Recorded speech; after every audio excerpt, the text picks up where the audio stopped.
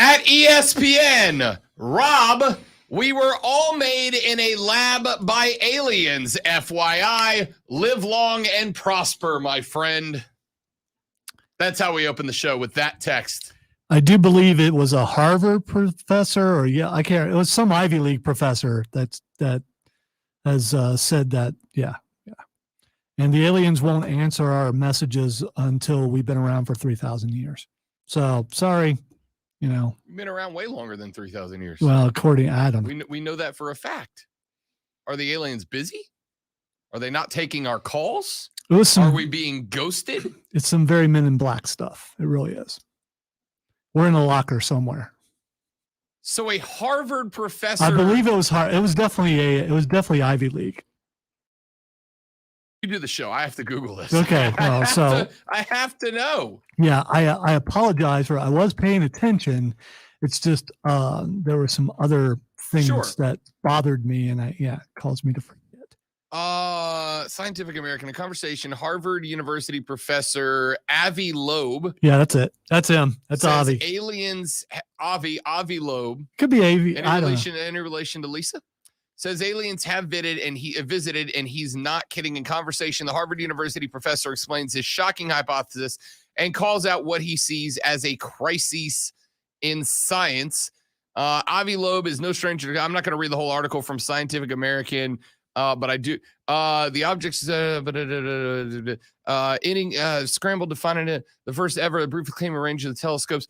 To Loeb, the most plausible explanation was as obvious as it was sensational. Taken together with its possibly pancake shape and high reflectivity, the object's acceleration made perfect sense if the object was in fact a light sail, perhaps a derelict from some long-expired galactic culture, primed by years spent pondering how we might someday find evidence of cosmic civilizations in the sky's depths. He became increasingly convinced that the evidence had instead found us. Said that the object was nothing less than humanity's first contact with an artifact of extraterrestrial intelligence. I love the next line. The next line, though, is the paper has been a smash hit with journalists, but has fallen flat with most of Loeb's astrobiology-focused peers who insist that while strange, the object's properties still place it well within the realm of natural phenomenon. So basically, journalists are like, aliens! And scientists are like, no, it's except for he's supposedly a scientist also, but mad scientist possibly could be. Absolute weirdo. Absolutely. All right, cool. Or the only one who sees the truth. We'll never know. Conspiracy. Welcome in, ladies and gentlemen. The Rob Brown Show's on your radio. This is ESPN Upstate. Rob and Lonzo with you on a glorious Upstate Tuesday afternoon. It is October 19th, 2021. We're glad to have you along for the ride today. Jump on board. Be a part of the program. 844-GSP, ESPN, 844-477-3776. Text us on the Ingalls Market text line at 71307. No matter where you are, what you're doing, you can text the show. If you're watching the stream from around the world, then shoot us a text at 71307. Start your text with ESPN. We'll read them on the air. Also, go to the Facebook stream at facebook.com/ESPN Upstate. You can also check us out on Twitter at The Rob Brown Show. We post the stream there, as well as go to YouTube and search The Rob Brown Show. We post the show there, too. Want to say hello to a dear friend of mine and someone I have a lot of respect for. Miss Rachel Barbeau is watching the show today. Saw us on the stream. Rachel, one of my favorite people, with her Changing the Narrative program that she's been running for many, many years to teach athletes how to make themselves and the world, because of them, a better place. She does some incredible work. I believe Mark Ryan has had Rachel on his show a number of times. Rachel, one of the best people that you will ever meet, and she stumbled upon the Twitter feed today. So welcome in. Good to see you, Rachel. Big fan of the work and of you as a person, but you knew that already. A lot of stuff to get to on the radio broadcast today, and we want you to be a part of the show. We are going to dive head first into it today. We have got some interesting discussions about the name, image, and likeness law. Scott Van Pelt pointed something out on his show the week after we found out that Spencer Rattler, we don't really know where he stands on the depth chart, but Spencer Rattler is a guy that is estimated to have made over $800,000 in name, image, and likeness money so far. Remember, he was a Heisman frontrunner, ended up losing his job. Caleb Williams took the starting spot from him. He's a bench rider now who's made over $800,000 in NIL. Scott Van Pelt had a really interesting talk about that on his podcast that I wanted to bring up. I went through ESPN.com a couple of days ago doing show prep, and I wanted some time to digest this and really take in where they're right, where they're wrong. But I found it interesting. That they had a handful of writers ask the question, what's wrong with Clemson and can it be fixed? And I want to talk about that just a little bit. The new AP poll dropped on Sunday. We're going to break that down today. We spent yesterday reacting to games. Today we react to the poll itself. Baston, the Red Sox, are one step closer to a World Series after a dynamite night at the plate last night. Another grand slam. How about this for the Red Sox? Three grand slams in the last 2 days, Lonzo. They had two in the first inning in game number 2. They had another one last night. That's 3 grand slams in the last 2 games and in this series. That's the same number of grand slams they had all regular season long. So every time the bases are loaded, you think the pitcher's going, oh no. Oh, crap. Oh no. Here we go again. Maybe it's time to go. Oh my. Yeah. Bring in the reliever. Coach, my elbow. Yeah. Oh. I went on the 16-day IR with a pride injury. It happens. You're a pitcher for H-Town. It absolutely happens. Absolutely does. Getting dunked on. If I ever got dunked on, my ankle hurt real bad the next play. Can't go, coach. Ankle hurts. All of that and more coming up. But first. Is that how our supposed competition felt after we won that award? Ow, my pride. Oh, it hurts. They saw me go up in the Paisley jacket and went, that guy? We lost to that guy? Yeah, he did. He's really loud. This is true. I did the Ric Flair woo off the stage after we won, and the young lady presenting jumped a little bit.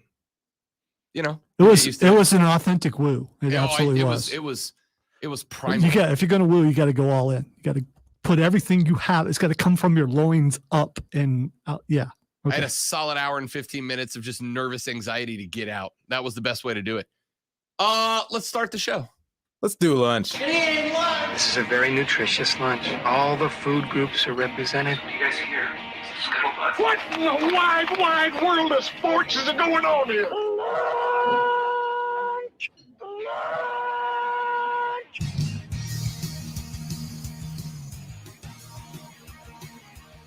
My dear sweet mother is watching the show, Lonzo, and she sends me this gift and says, is this what you're going with the hair today?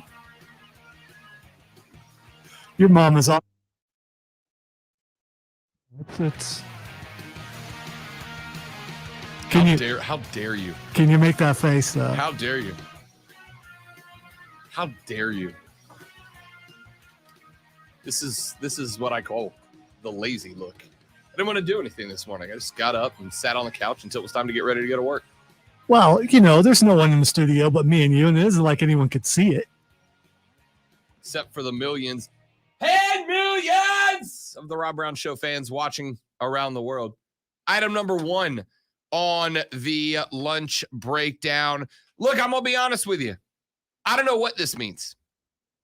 I don't know if there are any consequences or ramifications from this at all, but the American Athletic Conference is on the cusp of expanding. The league will be examining expansion and is expected to take applications, Lonzo, from not 1, not 2, not 3, not 4, not 5, but 6 different schools this week.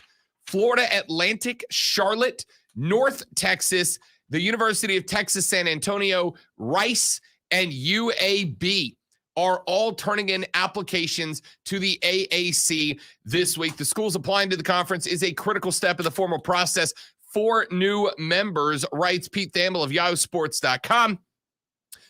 He said the acceptance of the 6 schools is typically considered a formality in these situations. The process is expected to play out through the course of this week with applications sent as soon as today. Some may come in tomorrow. These additions would boost the AAC to a 14-team conference in football and basketball. But they have Navy in as a football-only member. Wichita State is a full member that plays basketball but does not have a football program. It would radically reshape Conference USA, which is poised to lose, how about this, Lonzo, 6 members in key markets of the conference. We talked about which conference might be next to die. Looks like it might be Conference USA. The additions in the wake of the AAC losing 3 schools to the Big 12, Cincinnati, UCF, and Houston, in the fall.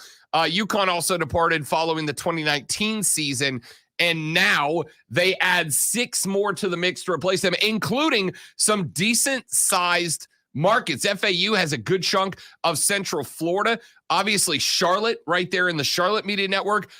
North Texas, UTSA have a good portion of the Lone Star State covered, along with Rice. And Alabama, Birmingham, UAB, that's a school that every now and then UAB pops up and grabs a big win. The Birmingham market is a respectable one. It's a respectable one. This is big for the American Athletic Conference. It may very well kill Conference USA, considering they're taking not just teams, but some of their biggest TV markets away from them.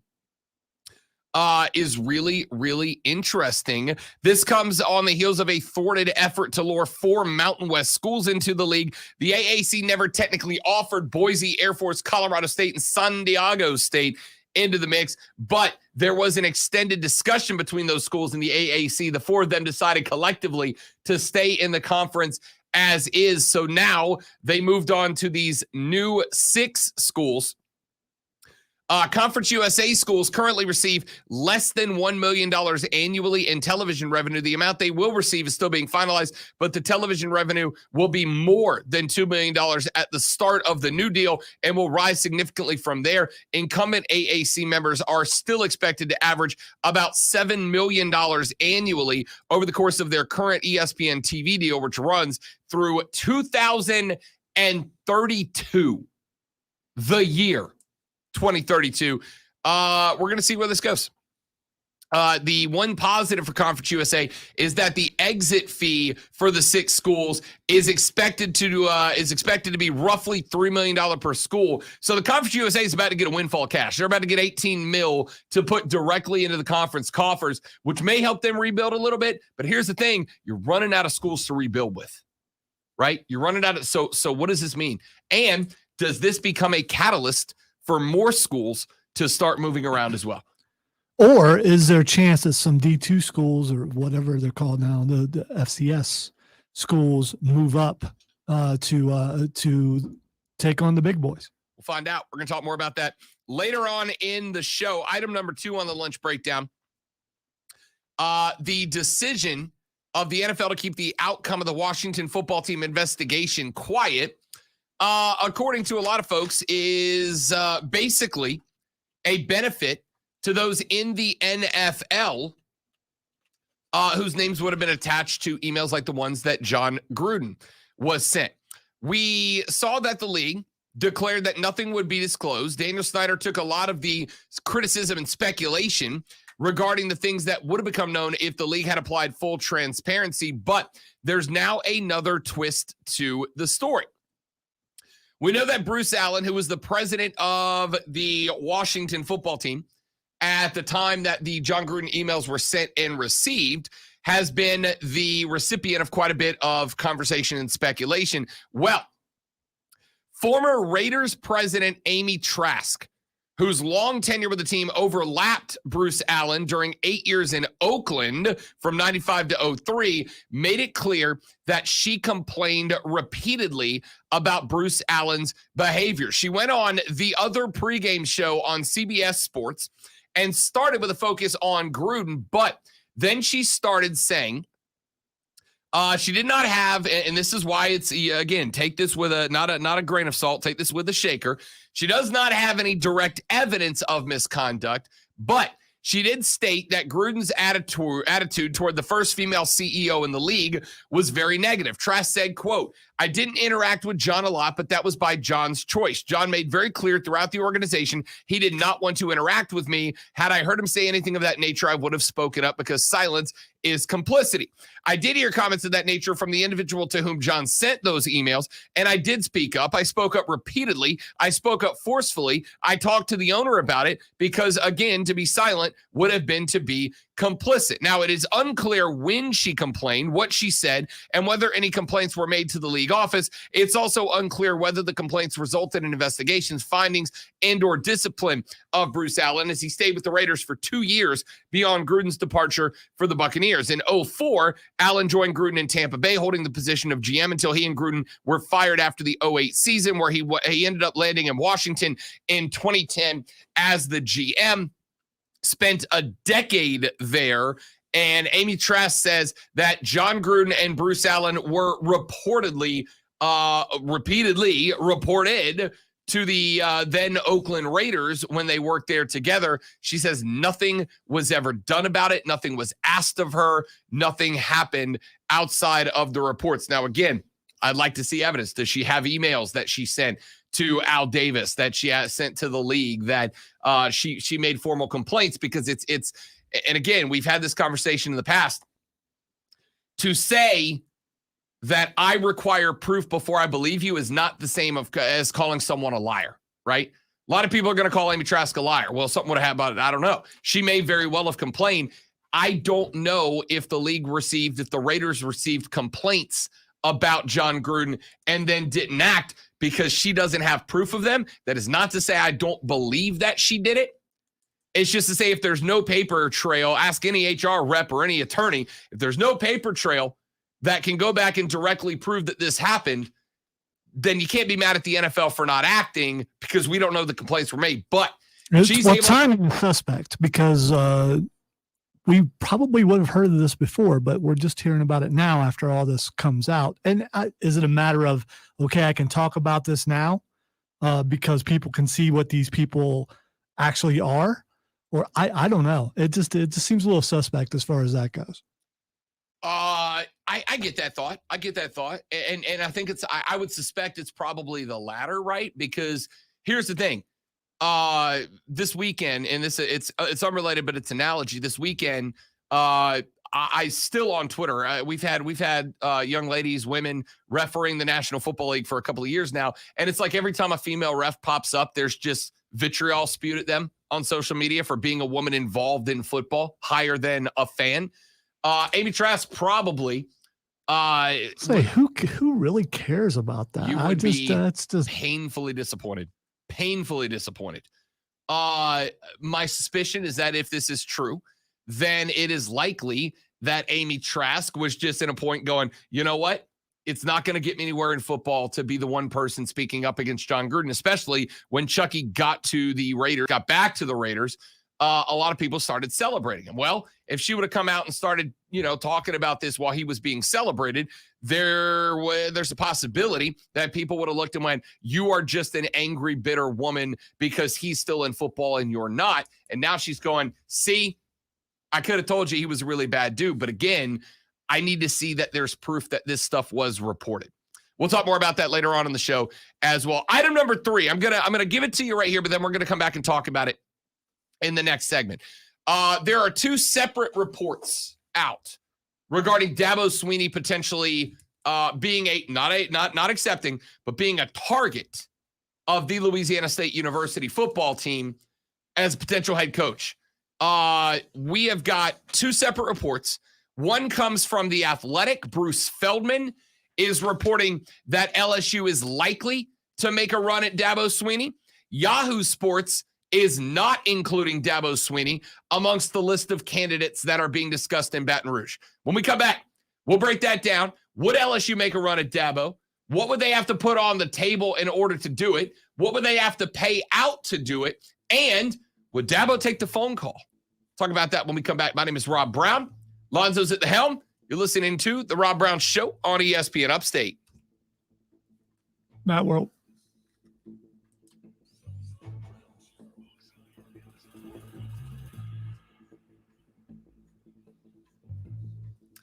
2021 edition of Mad World is bigger, badder, and scarier than ever before. Ladies and gentlemen, this year, they have more scenes, more actors, more technical effects, and more frights than ever before. Even if you've been to Mad World before, 2021's version is bigger than ever. And it is an entire night's experience between the bonfires, the concession stands, the photo ops, the carnival games, the Ghost Town 18-hole mini golf course.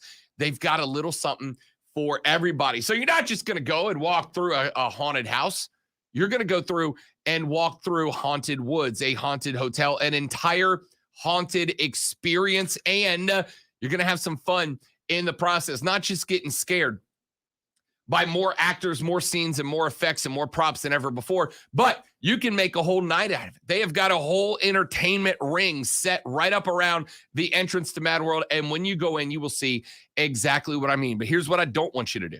What I don't want you to do is to go there and wait in a big long line. What I don't want you to do is wait till Halloween night, get there, and realize that this place is popular for a reason and have to stand around and wait for your chance to get in. What I do want you to do is go to madworldattractions.com, madworldattractions.com. Once you get there, you're going to be able to buy your tickets right online so you can just head straight on in to Mad World. Go to madworldattractions.com. You can see a write-up of the entire experience. Get yourself all set up and ready to have a nightmare with the 2021 version of Mad World.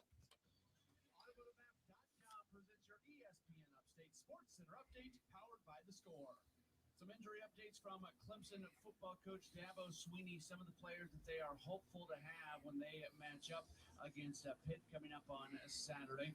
Fred Davis, Andrew Booth, also Braden Galloway, in addition to guard Will Putnam, right tackle Will Parks, running back Will Shipley, and defensive tackle Tyler Davis. All those players do have an opportunity to possibly play. That's the good news. The bad news is safety Joseph Charleston. He is going to enter the NCAA transfer portal. He has not played the last couple weeks. He was listed as unavailable on the last 2 game day reports.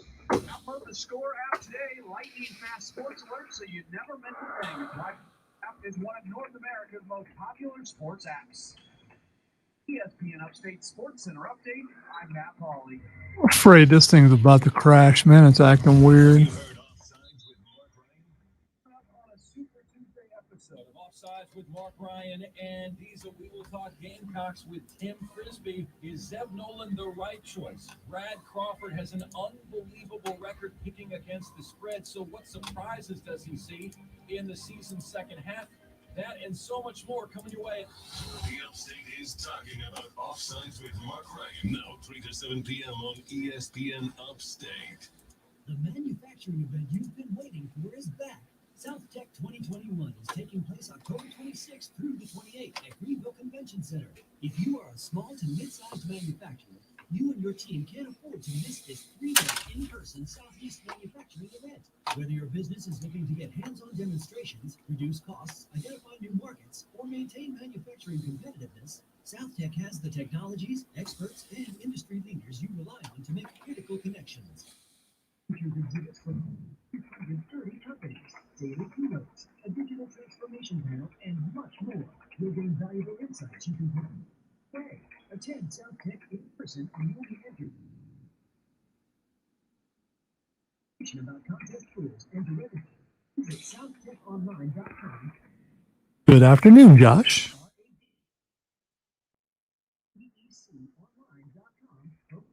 Radio. See you there. Joint pain relief doesn't have to mean drugs and surgery. Now there's a better alternative that patients are raving about. John Boy Billy here for our friends at QC Kinetics, local medical professionals that use natural biologic treatments. Highly concentrated healing properties from your own body put directly into the affected joint, restoring and repairing damaged tissue the way your body was designed to heal. If you're tired of the Band-Aid solutions like drugs and steroids and you really want to avoid surgery, you need to check out QC Kinetics. Regenerative, restorative. So do you have any interest in Dune at all? Dune? Yes. Okay. I don't. Because you haven't seen any of the other movies, so I mean, I just I get you're busy. I get Courtney it. and I have been trying for legit weeks to like find a night we can go. And the couple of nights that we've been able, couple of nights we've had off, because I just have like I work Tuesday nights, I work Wednesday nights. Friday and Saturday we've had different events to go to. It's basically been Sunday nights we've had movie night. And by the time Sunday rolls around, I'm just like, I just want to sit on the couch. Well, I just want to play video games. This would be a movie to see in a theater, but I'm not because I don't have to. Yeah. So I'll just crank up the surround sound and watch it at home. I don't honestly know a lot about Dune.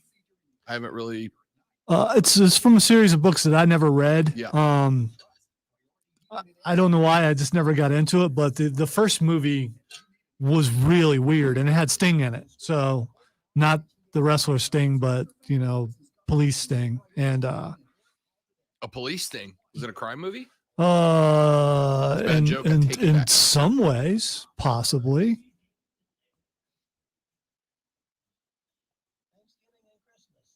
But this one has a lot of people in it, including Batista and Momoa, Zendaya, who is shockingly good of an actress. Yeah, she's in a lot of stuff too. Yeah. You can't just judge her by Spider-Man because she's been in so much other stuff. Yeah. Not that she was bad really as Spider-Man. good in did you see what was it the Showman movie with Wolverine? The Greatest Showman? I saw bits and pieces of it, but that's it's basically a play, and it is play. It's a musical. Yeah, I know. I liked it.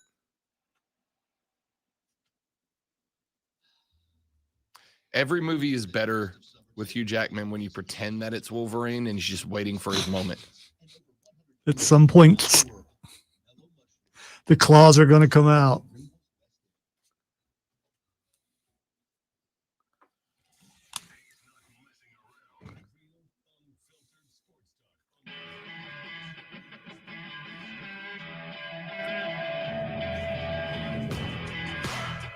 All right, ladies and gentlemen, the Rob Brown Show rolls on. This is ESPN Upstate. Rob Lonzo and you. 2 articles coming out in the last couple of days about the potential for LSU to reach out to Dabo Swinney and try to get him on board. We start with YahooSports.com. Now, Yahoo Sports had their experts come together and put together the list of names that they have heard as potential candidates for the job at the Louisiana State University. Dabo Swinney is not on this list. They have Mel Tucker at Michigan State, a veteran SEC assistant, Dave Aranda from Baylor, who was the unsung hero of keeping LSU together during Orgeron's tenure after the championship. Luke Fickell at Cincinnati. Most people do not think Fickell is a guy who would take the job, especially if he leads Cincinnati to the college football playoff. Lane Kiffin from Ole Miss. There's a lot of interest in that. James Franklin from Penn State, who will likely be amongst the most coveted coaches in the next round of free agency, though there's no guarantee he'll leave Penn State. And the number one coach that they have as a potential target for the Louisiana State University is Jimbo Fisher out of Texas A&M. And honestly, I think that's the guy who ends up there, right? I think that's the guy who ends up there.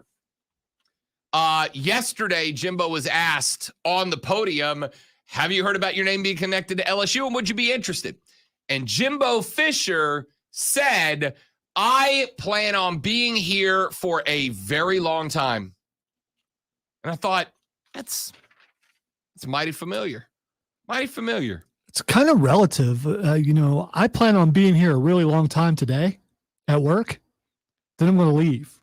When it's time to, it's kind of vague. Here's why it was so interesting, though.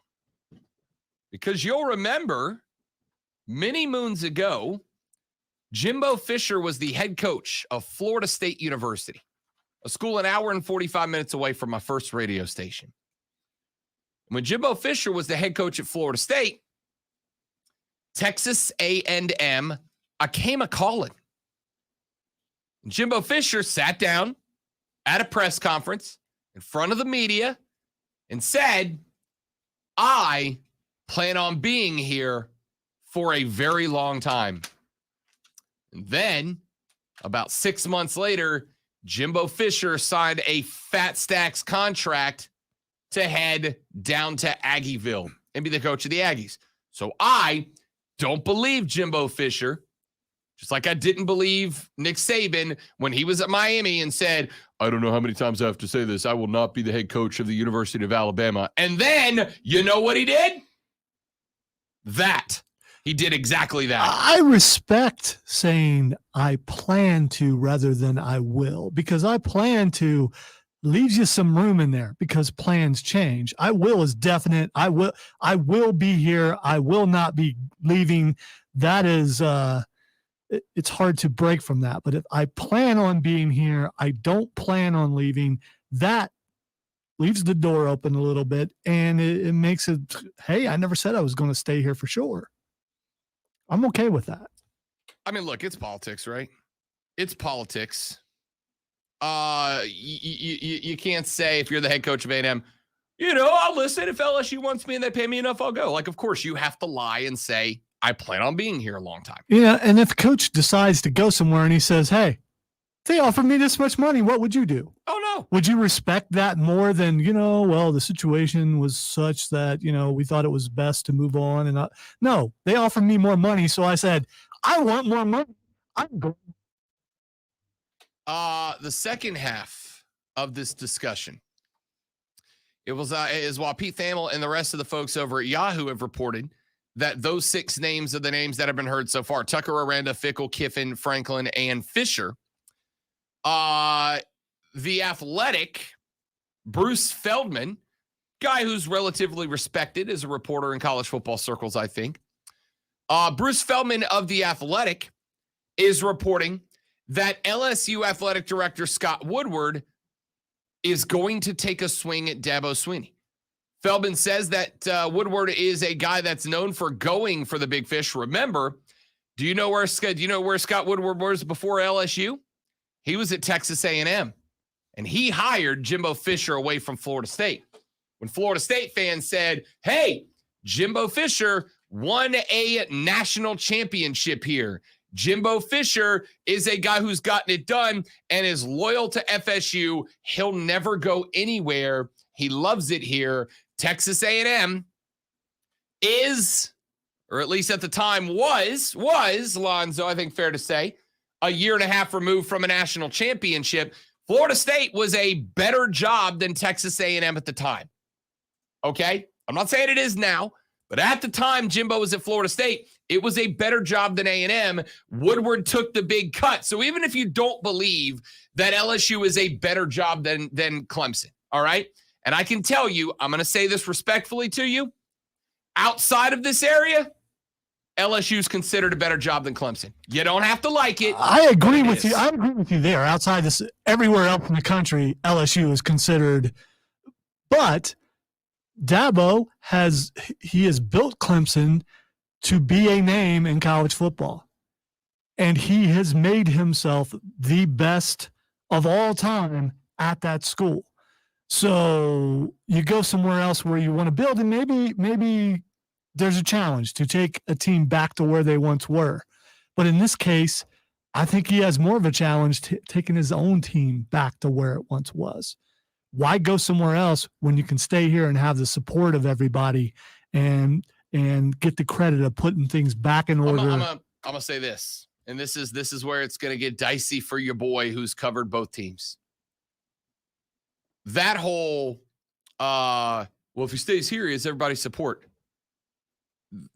You realize that's true of all major schools, right? Like, he's not going to go to LSU, and the LSU fans are going to be like, I don't know if I got – no. They pack 110,000. Actually, I think if he did go to LSU, they'd be like, yeah, he won, but he was at Clemson. Can he do that here? If he went there and he struggles for a year and a half, they're going to want him gone. I'm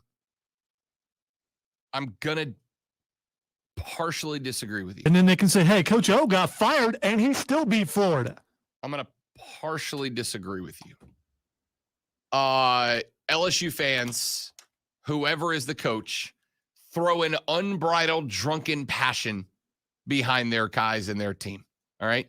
This is one of those spots that gets interesting because, you know, I'm speaking like this as I consider myself part of this community, part of this town. I want all our teams to do well. But as somebody who's broadcasted from the outside looking in, LSU fans are every bit as passionate as Clemson fans. You're not a better fan base, okay? You feel like you are, but we all do. That's what we do as sports fans. I consider the New Orleans Saints fans the best fans in the NFL. Am I right? No. But I feel that way because that's my group, right? LSU fans are every bit as fervent and passionate about their squads as anybody else, okay?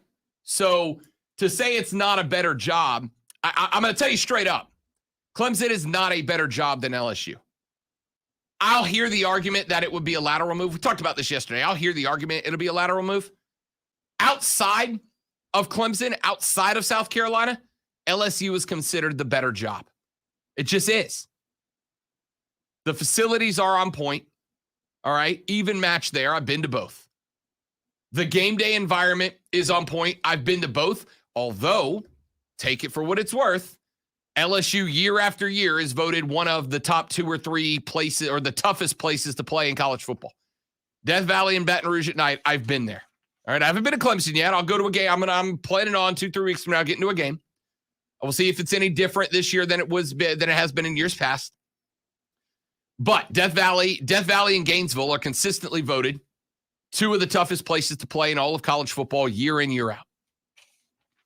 The least I'll hear is that it would be a lateral move for Dabo. So, would he listen to the phone call from Scott Woodward? That's the big question. LSU will likely be able to offer him more money. And you know what Dabo's buyout at Clemson is right now? I decided yesterday after we talked about it to go look it up. $3 million it would cost them to get out of Clemson. $3 million. Dabo could come out of pocket $3 million himself for that, but LSU will happily come off of $3 million if they decide Dabo's the guy. Will they offer him a bigger contract at Clemson? That'd be the big question. And is that important to Dabo? A couple of texts that have come in so far. ESPN, I can't see Dabo leaving until his youngest kid on the roster is done or until his youngest is done with high school, whichever comes first. That's one of those things. That's one of those things that it's really, really easy to say, oh, a family decision comes first. Family decision comes first. Till you're looking at a check with 7 zeros on it. I got to tell you, there's a lot of really nice high schools down in Baton Rouge, Louisiana, that'd be happy to have Dabo's kid there if he's the head coach at LSU. I understand what you're saying. And I'm sure there are a few people who could say, yeah, I could turn down a 10-year, $94 million contract for my family. But most of you couldn't. I know I couldn't. Not at all. Dexter says, ESPN, Rob, Clemson is family, and that's why he stays. I got to tell you, there comes a point where business decisions override that. Clemson was family, and then the transfer portal happened, and now people are leaving. It's just, I mean, that's one thing they could brag about for a while, but it's not that way anymore. Yeah, it's one of those things that's really nice to say, right? It sounds great. It's really nice to say, but at the end of the day, it's a business. It is, and it has to be run like a business. And if you're Dabo, you run your own coaching game like a business. It's really nice to say it. And a lot of guys that graduate there love to come back. But it's just a phrase when they're 7 figures on a check. Final texter says, ESPN, LSU is a better job. Take a step back and look. LSU has won 4 national championships. Overall, they are and have been more prestigious. React to that as you will, America.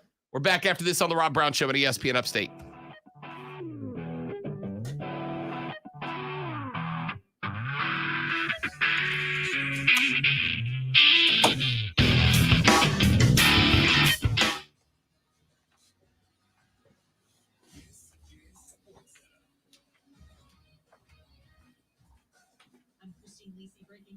Oh, yeah. Oh, yeah. Right to the jaw. Probably haven't watched it. I haven't watched it. Nose? The best match last night. Was it? I believe it. But she had a cut on her chin. Did she? Oh, it was under like a boxer cut? No, it was like right in here. Okay. And it kept bleeding. Yeah. If you look, that's about right where the foot is hitting. I was wondering how she's doing. NFL league sources told ESPN's Jake Trotter the Browns at this point don't fear quarterback Baker Mayfield's left shoulder injury is season-ending or will require surgery immediately. He's still waiting on a second opinion from his own doctor. That doctor expected to review his MRI scans later today. NHL Colorado star Nathan McKinnon cleared COVID-19 protocols to make his season debut tonight against the Capitals, 7 Eastern, ESPN+. From the Eagles Market Studio, this is ESPN Upstate. 97.7 FM Greenville, 97.1 FM Spartanburg. ESPN Upstate. An Odyssey station. Listen to Kelvin. What he's about to say could change your life. I'm 6'2" and weighing about 290. I lost weight back. I turned down. Now I'm about 235 and probably with about 190. So whose fault is that? Who do you think takes the blame for that? I mean, I don't know that you can assign probably Charlotte's for because when she gets up, she rolls towards Bianca. Rob Brown Show, what do you want to talk about?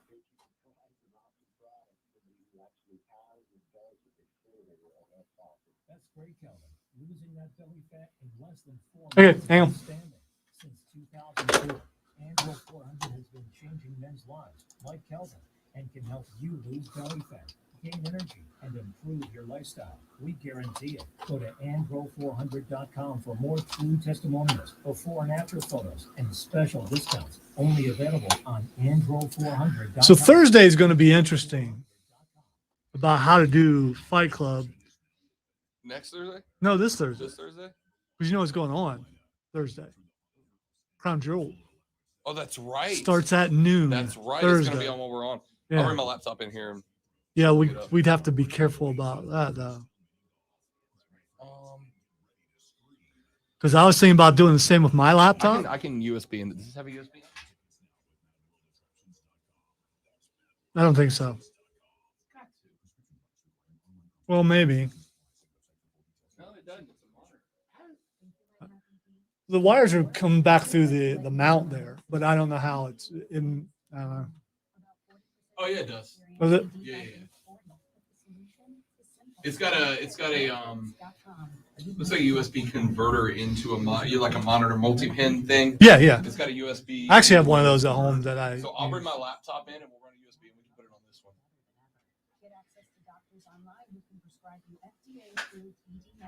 Yeah, I have no problem with that. No, I'm. I don't know that I wouldn't do it even if you did. Yeah, well, that's fine. Because all you'd have to do is just turn it to where I can't see it. Yeah. It's one of those. There's no way I'm not getting spoiled. So why not have it on? So, because I remember last time they did this too, and it was really hard to not see it. Yeah. I think I was elsewhere then. So maybe I don't know. Jesse. Have you screened for colon cancer? Not yet. Don't wait. In early stages. Tell more. Cologuard is non-invasive and it's used at home. We should have just enough time to grab his call.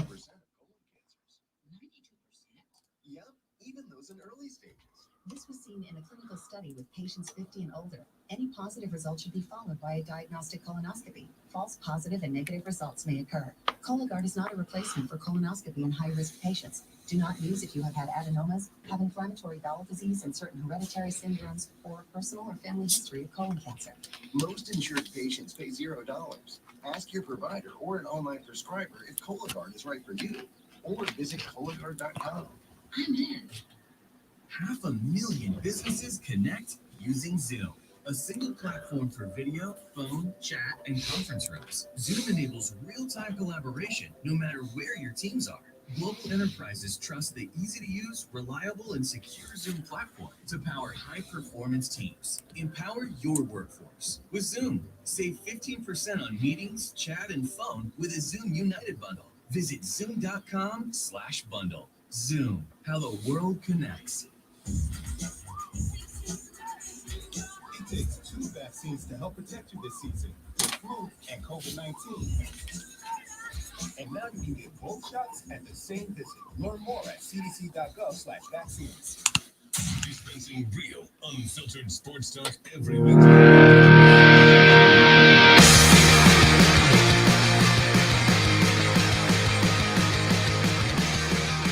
All right, the Rob Brown Show rolls on. This is ESPN Upstate. To the phone lines we go, where Jesse is hanging on to talk a little LSU, Clemson, Dabo, head coaching vacancies, etc., etc. Jesse, welcome to the show. Great to have you on the air, bud. Appreciate you taking a minute. Yes, sir, man. Appreciate you. Hey, I'm going to respectfully, it's your show, but I'm going to respectfully disagree with a couple things, if you don't mind. Fire away, bud. Cards on the table. I'm a Gamecock fan. I'm not in the cow milking love fest they got up there at Clemson, but Dabo he's got it made right now where he's at. I don't think LSU would be a better job for him. I think Dabo's leaving for one job, and that's Alabama in a couple of years. And if Nick Saban loses this year, maybe sooner than later, but he would be starting over at LSU.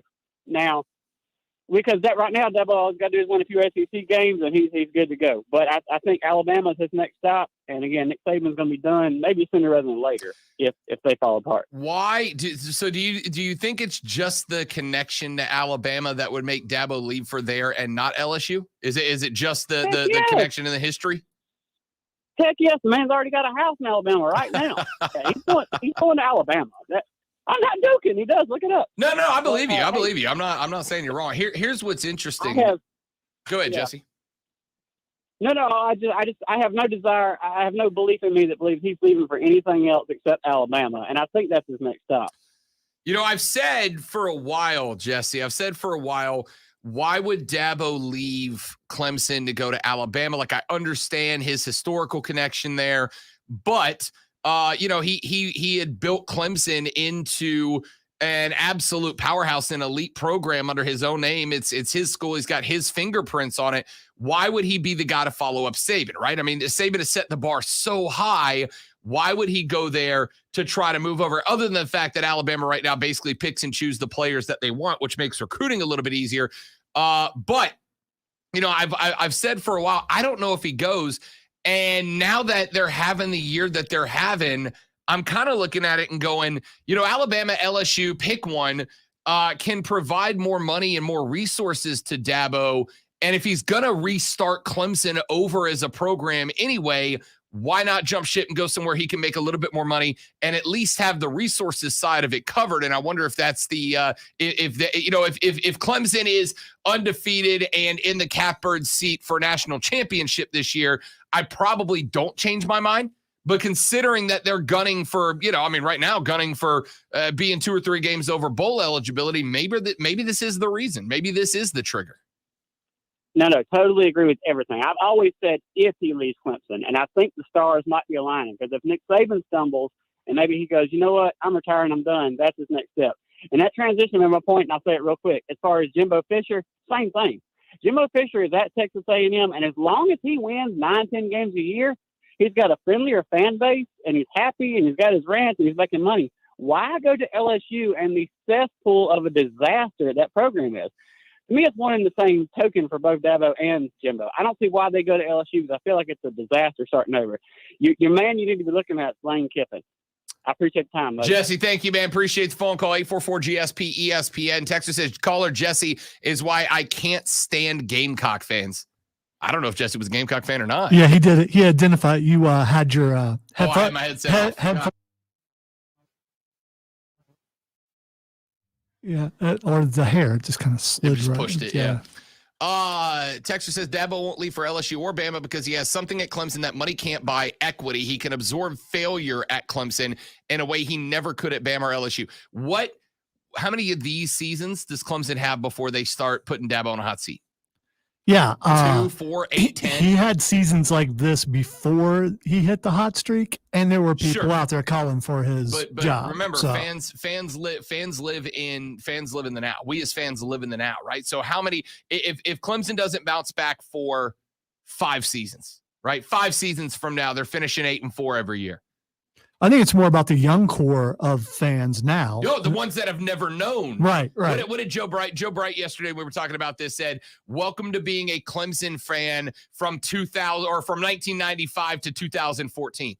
Like, yeah, if you just became a fan in the last few years, you don't know anything but living at the top. So how many years does Dabo get with the recency bias before the fans would turn on him? 844 GSP ESPN. Got some more text. I'll read those when we come back on the Rob Brown Show. It's ESPN Upstate.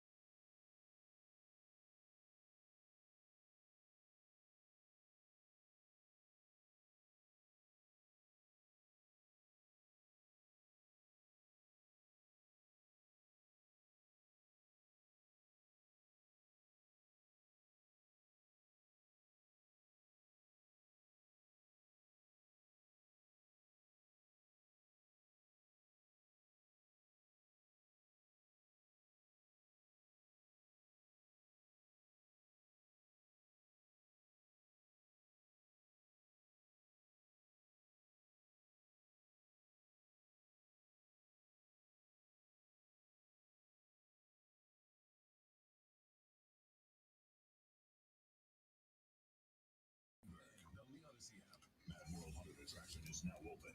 Don't miss your chance to experience South Carolina's #1 haunted house. Located in Piedmont on I-85, exit 35. Buy tickets now at madworldattractions.com. That's madworldattractions.com.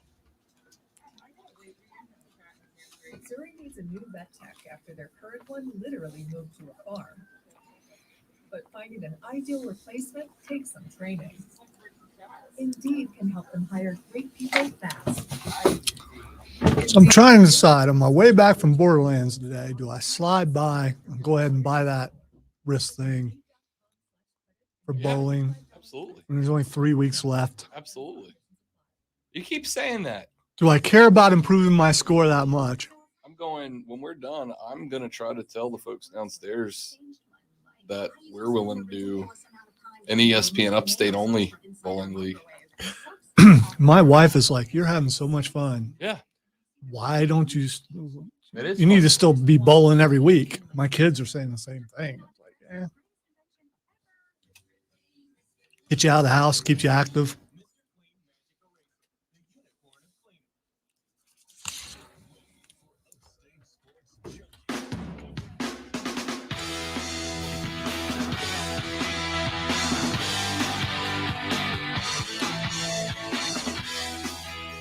At ESPN, Rob, I believe God is overwhelmed with Gamecock Dabo to LSU prayers. Just saying.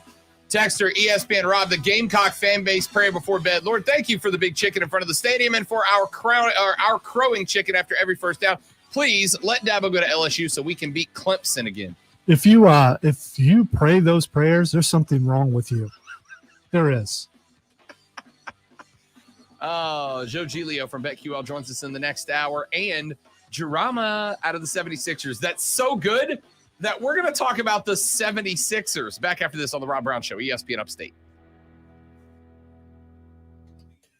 Ooh, look at that out. Let me do the the producer thing and say, yeah, I planned that completely, even though I didn't plan that completely. Which probably 9 times out of 10, the producer pulls something like that off and they had no idea they were doing it.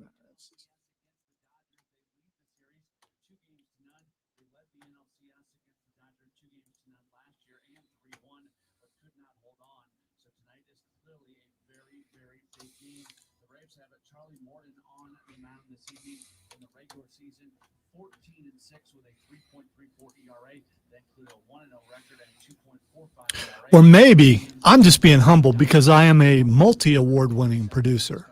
You know, could be that.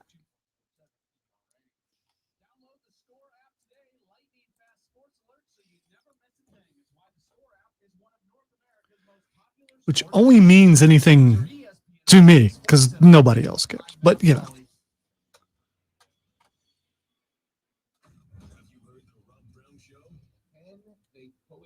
Says Lonzo, I have this sound clip of Kevin Durant in a press conference after the trade was announced. This is what happened. I know you don't want to get into things until they are official, but what was it like to play with him? What do you remember about him as a teammate? Because you have played together. Sounds like a guy ready to coexist to me, Lonzo. Hey, Kevin Durant, you played with James Harden back in the OKC Thunder days. This is a guy that's your new teammate. Can't for you to talk him up, make him sound good. What do you remember about playing with him? Well, now we can use that quote anytime someone asks about you. So, you used to work with this guy. What was it like? Yeah, I'm going to be working that all the time. And not just about guys that work. Ask me about anything. Hey, Rob, remember that time that you worked in Jacksonville and you lost a girlfriend, a job, and a dog all in 3 days? What was that like? Hey, Greenville, Spartanburg has the Rob Brown Show. Weekdays noon to 3 on ESPN Upstate. After splitting the first 2 games in Houston, the Red Sox take the series lead with a Game 3 win in Boston. Will the Astros bounce back? Or will the Sox move within 1 game of the World Series? And swinging Schwarber, another grand slam for the Boston Red Sox. Game 4, the Red Sox. 9 at 7:30 on your home for the MLB playoffs. ESPN Upstate. Morning. And check this out. For an official Rob Brown lockdown. Yeah. Real, unfiltered sports talk manufactured locally for the Carolinas. This is the Rob Brown Show. Yeah. Only on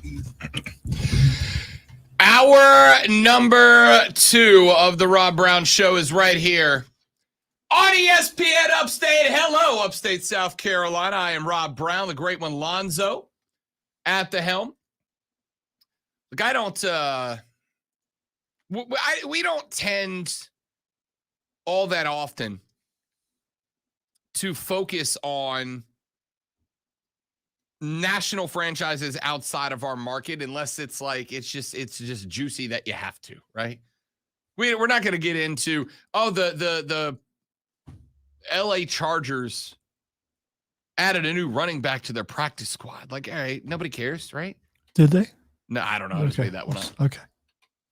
It's coming up with something off the top of my head.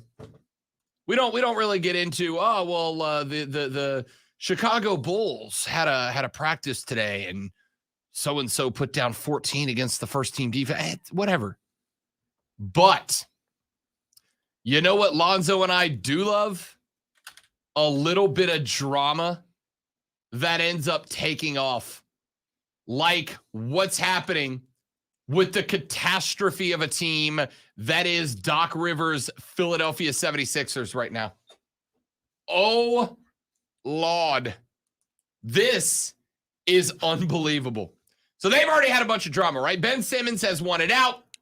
He's wanted out for a while, ends up coming back to the team. Well, they had practice today. First time with Ben Simmons back in a minute. They had practice today, and apparently Ben Simmons decided to act up a little bit. Got a little angsty with Doc Rivers and the coaching staff. And Doc Rivers pulled Ben Simmons and threw him out of practice. Straight up, you're out. And then suspended him for their season opener tomorrow against the New Orleans Pelicans. Well, after practice, the media went up to 76ers star Joel Embiid. And Embiid clearly is over it with Ben Simmons. He got on the mic, and it sounded like this. At this point, I don't care about that man, honestly. He does whatever he wants. That's not my job. That's those guys' jobs. I'm only focused on trying to make the team better, win some games, play hard every night, try to lead, the guys that we have here. And I'm sure they feel the same way because, our chemistry has been excellent. Despite everything that's been happening in the last few months, like I said, I don't really care. Joel Embiid said, "At this point, I don't care about that man, honestly." So I got to tell you, man, like ordinarily when there's player drama, the majority of the players grab the mic and they're like, you know what? All I can do is show up, work hard, hope the situation plays itself out, hope he and we can kind of find some common ground so that we can come together and win some games. And that's the standard player answer when asked about drama between a teammate and the other team. That's not what Joel Embiid did. Joel just decided he was going to drop kick Ben Simmons over the top rope with, at this point, I don't care about that man, honestly. Yeah, I mean, usually it's, that's my teammate. We're working it out between us. Our goal is to win games, and we're going to do that together. We're going to get this behind us, and we're going to move forward, that type of stuff. But no, he doesn't care about that man. Didn't even say his name. At this point, I don't care about that man, honestly. Here's the thing. Ben Simmons, who missed the first 2 weeks of training camp after requesting a trade and being turned down for it, after signing a $4 million contract extension that has him in Philly for 4 more years. You guys, y'all have heard this show before. And you know that I have said 96% of the time, I'm on the side of player empowerment, right? 96% of the time, if there is a dispute between a player and a coach or a player and a team, 95, 96% of the time, I'm on the side of the players. I am in for player empowerment. I think that players who produce the product deserve to be treated as more than just workers, right? Joel Embiid screwed himself here, all right? If he didn't want to be there, he shouldn't have accepted that 4-year contract. 4-year deal.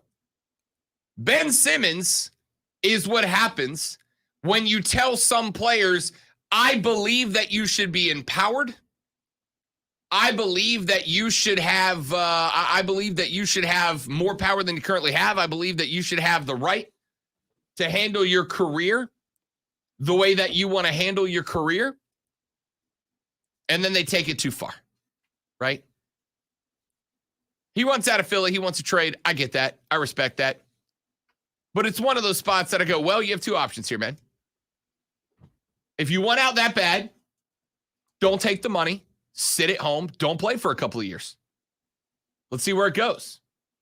Otherwise, show up, do your job, earn your trade, right? Make yourself more valuable to where a trade makes sense for the 76ers, because right now, nobody wants a cat who got to a game 7 last year and put 5 points on the board.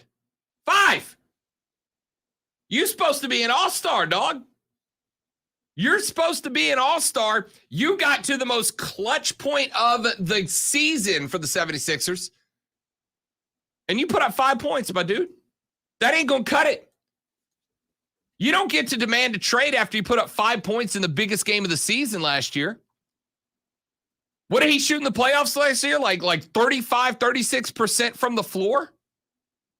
Not great. Players who get to demand trades are players that are putting up 31, 32, 35 in a playoff game. Players that are shooting 68, 70% from the floor in the playoffs. Not in the mid-30s and putting up 5 points in a game 7. Texas says ESPN, what the hell are they going to do with him now? No one wants to trade all their talent for one player who can't score in the playoffs. Yeah, because the 76ers are going, look, if we trade you, we're going to send a dude who's an immensely talented regular season player, but not a great playoff player, our way, which means we're going to get nothing in return. We'd rather you just sit and not pay you.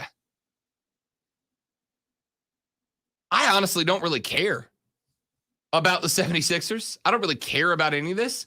I just needed an excuse to say that one all-star said about his fellow all-star. At this point, I don't care about that man, honestly. That is 1A to Kevin Durant's, you've played with Russell Westbrook before. What was it like? It was fun. Those are the two biggest stone cold stunners from one all-star to another I've ever heard, at least between active players. What's the solution, though? I mean, do you work it out or do you cut him? Because you're right. You're probably not going to be able to trade him. Do you just straight up cut him? Because he'll end up on another team. No, I'll let old boy sit at home and not play at all. Honestly, I don't have to pay him. I let old boy sit at the house. I don't pay him. I put that money back into the team. I apologize to the guys. Hey, Joel Embiid, sucks we can't get you anybody else. But that's on him. You go from there. I'm not at this point, I'm not giving him what he wants, right?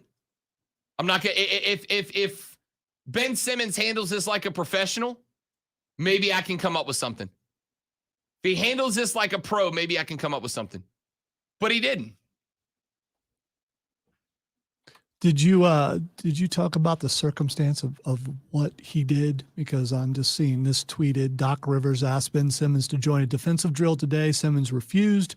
Rivers asked again. Simmons said no again. Rivers then told Simmons he should go home, and Simmons dropped the ball and left. Later. Peace. So your coach, technically your boss, told you to do something, and you just straight up said no. Yeah, I think it plays out if Mark Hendricks walks down here, opens the door, and says, Rob, I need you to blank. And I go, nah, I might. Now, listen, he wasn't asking him to do anything extraordinary, right? Like if Mark Hendricks walked in here and said, Rob, I need you to go up and pressure wash the roof, I'd go, no, it's hot and I don't want to do it. That's not my job. It's not that I'm unwilling to do things outside of the scope of my job responsibilities in order to benefit the team as a whole. But if it's ridiculous, then no. If it's ridiculously outside of the scope of your responsibilities, then I believe employees have the power to say no. See, I'm not that guy. I'd probably do it. Maybe. Because I've had a circumstance where the hatch blew open in the cathedral in there, and it was raining inside of the room that runs everything, and I was the only one here, and I had to climb up that metal ladder to close the hatch. Yeah, it's an emergency situation. I was going to say, but I could have said no, right? Because that's not in my job description. Absolutely. But in this case, playing defense is part of your pretty much the job. Yeah. It's like the boss saying, "Hey, Rob, turn on the microphone and talk," and you say no.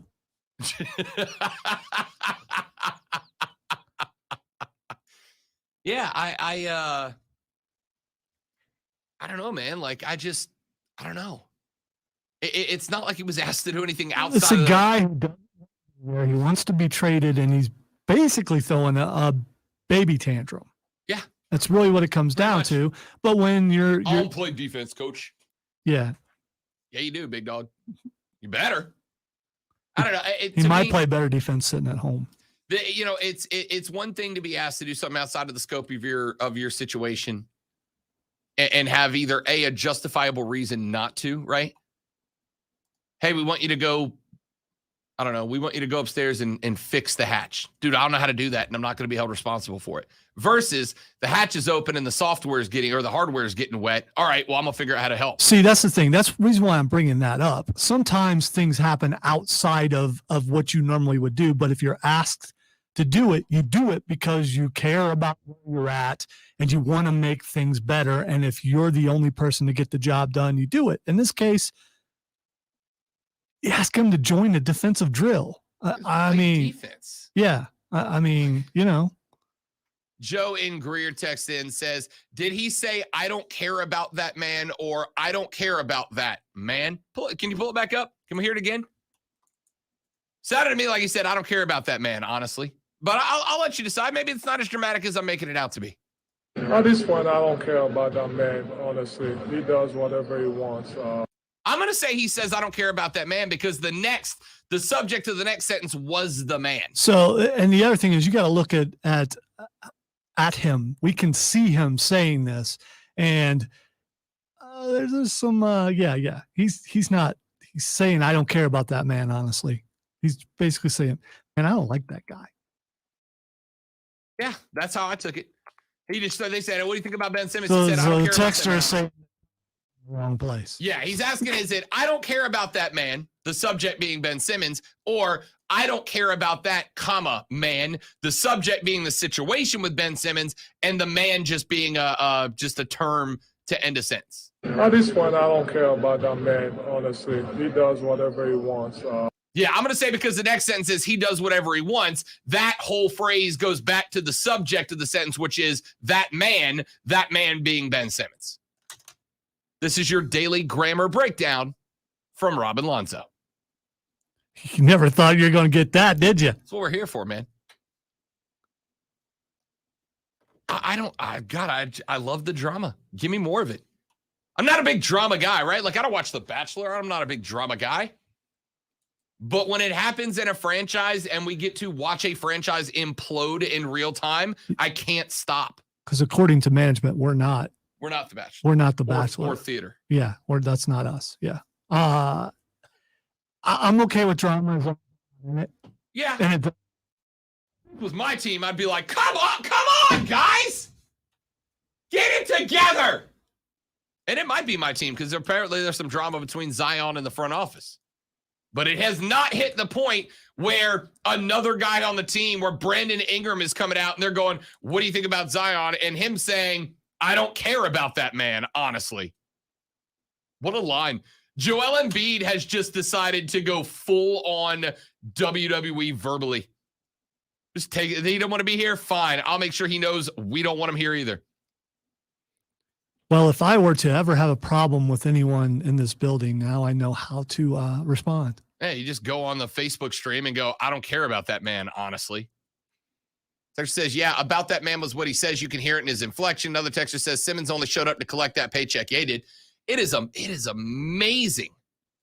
It is amazing how quickly some people will drop their convictions when they have to actually sacrifice for it. Amazing how quickly some people will drop their convictions when they have to make an actual sacrifice. Hi, Ben. I'm Rob. He's Lonzo. You're you listening to The Rob Brown Show on ESPN Upstate.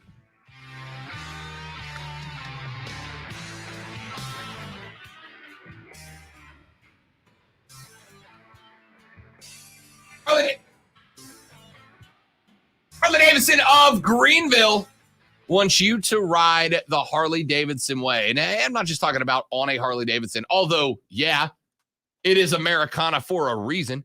Harley Davidson of Greenville is not only going to help you get on the back of one of the best rigs in the country, a brand that has been around for decades and for a reason, but they want you to get the entire experience from top to bottom. What do I mean? Well, here's the deal. When you go to 30 Chrome Drive and see their beautiful showroom, you're going to notice a couple of things. First and foremost, you're going to notice that they have the largest pre-owned inventory in the upstate. So if there is somewhere out there a bike you've got your eye on, they're going to have it for you. They are going to be able to outfit you with the bike of your dreams. And if you're looking for something new, you're looking for something shiny, they got a brand new rollout of the 2021 models with new paint schemes, new colors, new finishes, and they can help you trick it out with all the bells and whistles to make that bike your bike. Plus, after you get hooked up, they're going to get you on with the right gear. So you're riding not only safe, but in style.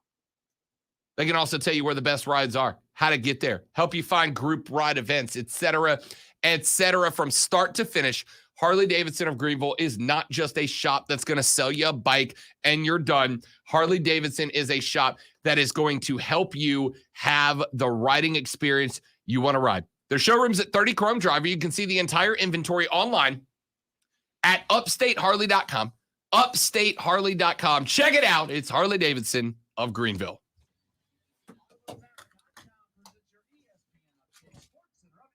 You for cracking on me last week. You got 2 already. I know it's a rough week for me. 2-0. Are you keeping track while I'm gone?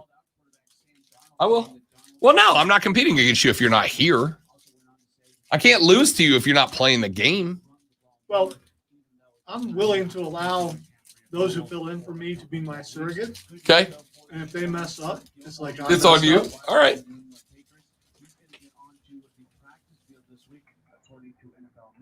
Not totally clear if he would be able to play against the Giants coming up on Sunday, but it seems unlikely that he would make his debut this weekend. Download the Score app today, lightning fast sports alerts, so you never miss a thing. The Score app is one of North America's most popular sports apps.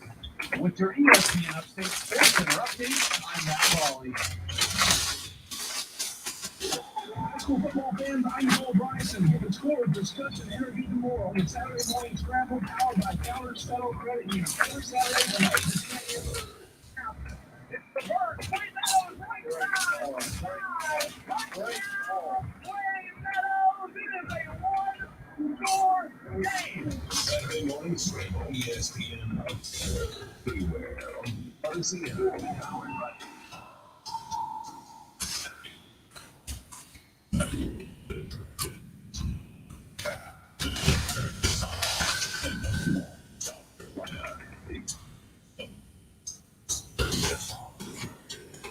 Dark Woods,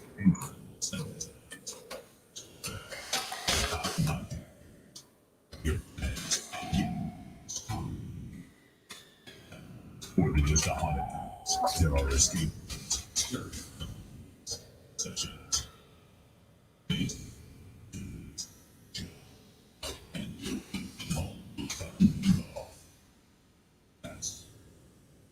budget, including families.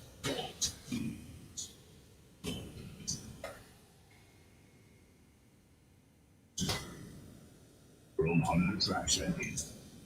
This Halloween season, don't miss it. Buy your tickets now at madworldattractions.com. That's madworldattractions.com. You pick winners? Well, then you can win cash. It's that simple. In the Rocket Mortgage Pro Football Pickup, just pick the most games right this week, and you can score $1,000. Just like that.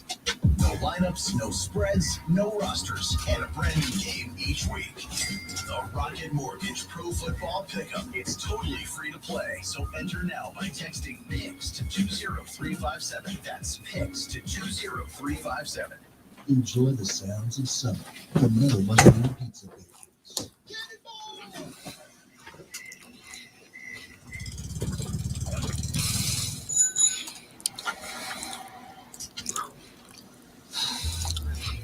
Diddy's going to come in tomorrow around 1 o'clock, set in a little bit. Okay.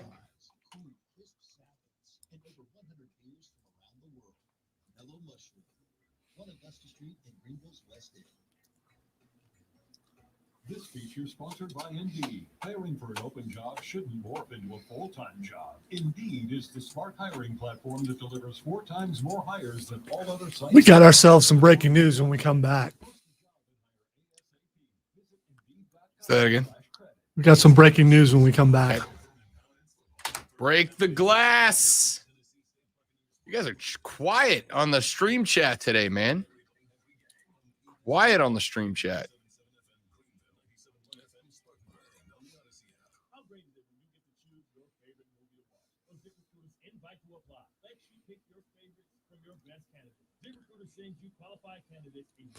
Well, we retweeted the breaking news, so one of us did.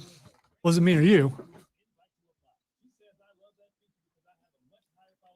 I'm not going to say what it is till we're on the... You could find it. No, I want to be surprised on air now.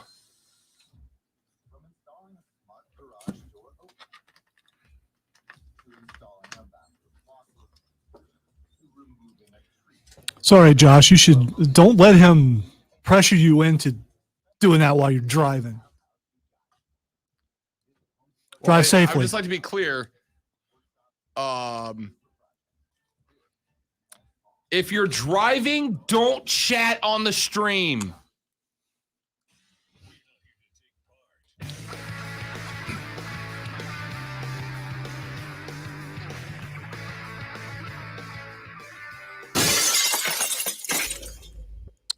All right. According to Mike Uva and several other sources, Luke Doty is done for the year and will have surgery on his foot.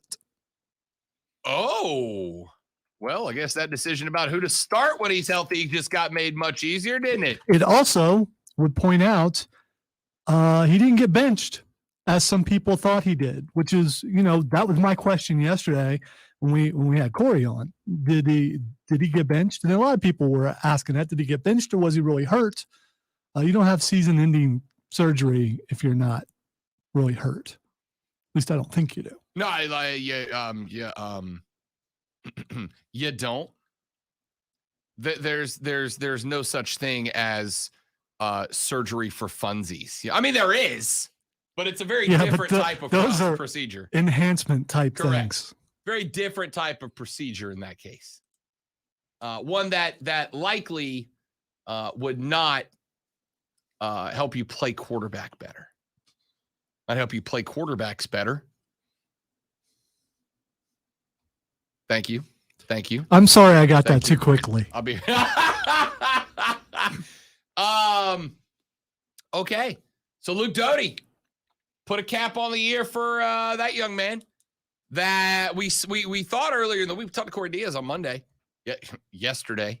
Seems like ages ago. Talked to Luke Doty on Monday and talked to Corey Diaz from the Greenville News. This news is tearing you up. I get it. I'm trying to think my way through it, but also host the radio show at the same time. So Doty's done for the year. Going to have surgery on his injured foot. He's out, which means Zeb Nolan is officially the guy under center. So all you people who are crying, Zeb Nolan needs to be the starter. He's a much better quarterback, all this kind of stuff. You see what you did? No, you're about to find out that you weren't right. We had a texter yesterday on the show.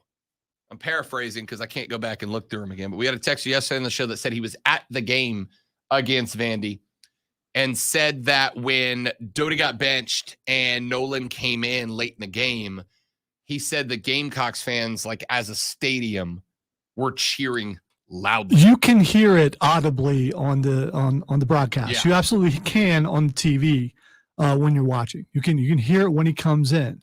But I don't want to see anyone have to have surgery. But I think you guys are wrong. Zeb Nolan, good backup. He is not a good starter. And my expectations for wins just went down. Dropped. Yes, it did. Yeah. I mean, they were not very hot in the first place. This drops them a lot further. I don't know, man. What a stretch to lose your starting quarterback, right? Texas A&M coming up on Saturday. Then you got a week off.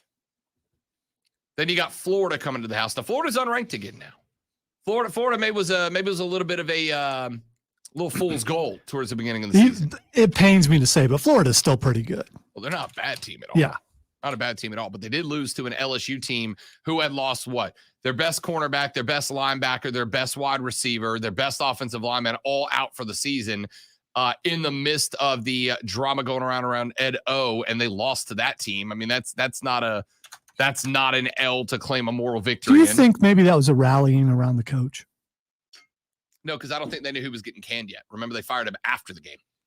I think suspicions were strong. I think he already knew, though, if I recall. I think he did. Because Feinbaum had put up something on Saturday that said, should LSU remove Ed Orgeron or something like that. And if anybody was going to know that was coming down the pipe, it was him.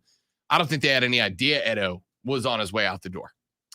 But you got Florida coming to the house November 6th. Week later, you're at Mizzou. Then you got Auburn coming to the house at the Willie B, followed by Clemson Thanksgiving weekend. So your best shots to win, which is you discussed with Corey yesterday, your best shot is Mizzou and Clemson. And here's the thing. If you're a Gamecock fan, who would you rather have had going up against Clemson? Doty or Zeb Nolan? I mean, Zeb's going to get a few more games under his belt before then. If he survives, unfortunately, because the line, there's no guarantee Nolan makes it to Clemson. The line hasn't been blocking that well, and he's going up against some pretty good defenses. I don't know.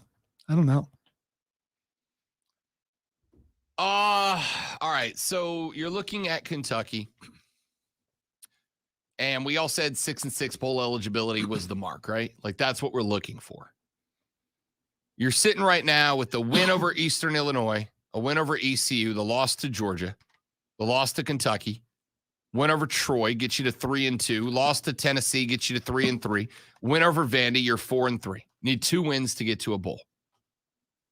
You got to get 2 wins out of road at A&M, home for Florida, road at Mizzou, home for Auburn, home for Clemson. Are there 2 wins in there with Zeb Nolan Alonzo? I have more confidence in Doty.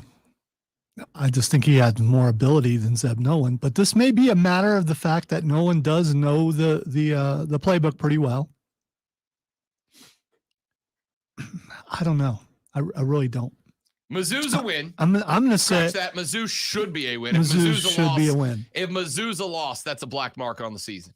All right, Mizzou's bad. I got to say, with Doty in there, I might have picked South Carolina to beat Clemson. I don't know that I will now. I don't know, man. I got to think there's 2 wins. And yes, Texas Clemson, A&M, how Florida, far we're actually considering the possibility that you might lose to we get South text every week from people saying they're looking forward to that game. Yeah. You know? It's not just that Clemson's had a bad year. It's the fact that they've had a year that drops down. And here's the thing. And don't tell me it's not possible. All right. Don't tell me an L's not possible. I'm not saying probable. I'm saying possible there. You needed a miracle to get by Syracuse last week. And you're a 3-point underdog to Pittsburgh this week. Don't tell me it's a miracle for South Carolina to beat you right now. But, Rob, they just barely beat Vanderbilt. Yeah, I'd say Vanderbilt and Syracuse are on par with each other. right? South Carolina needed a miracle touchdown to beat Vandy.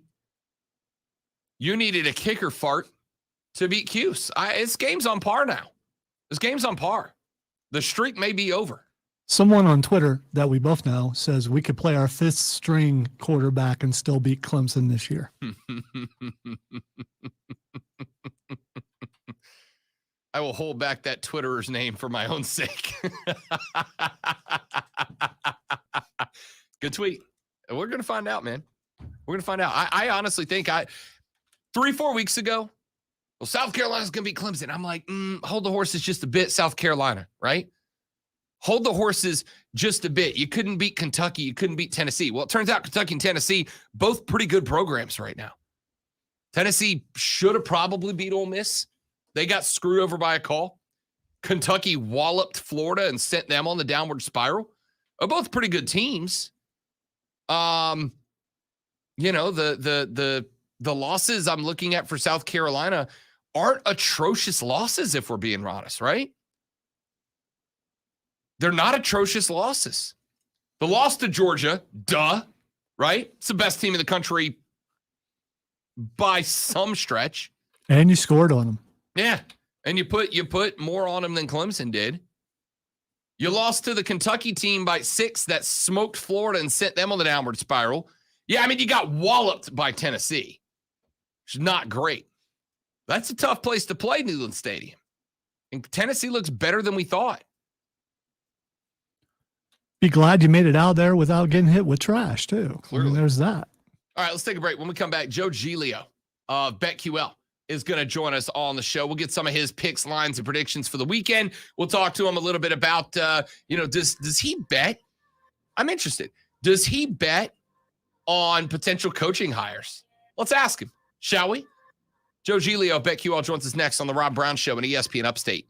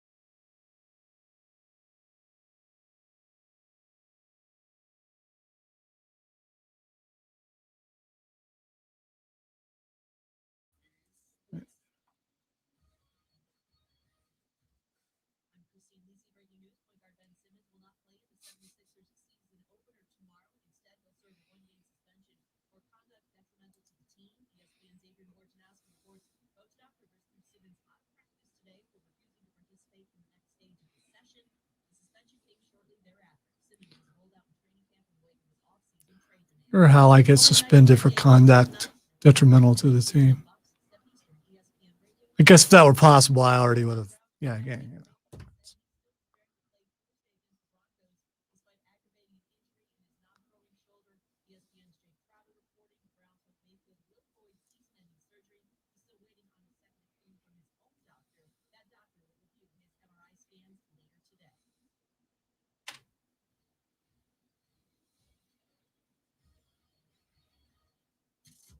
Hey, look at that. We're back.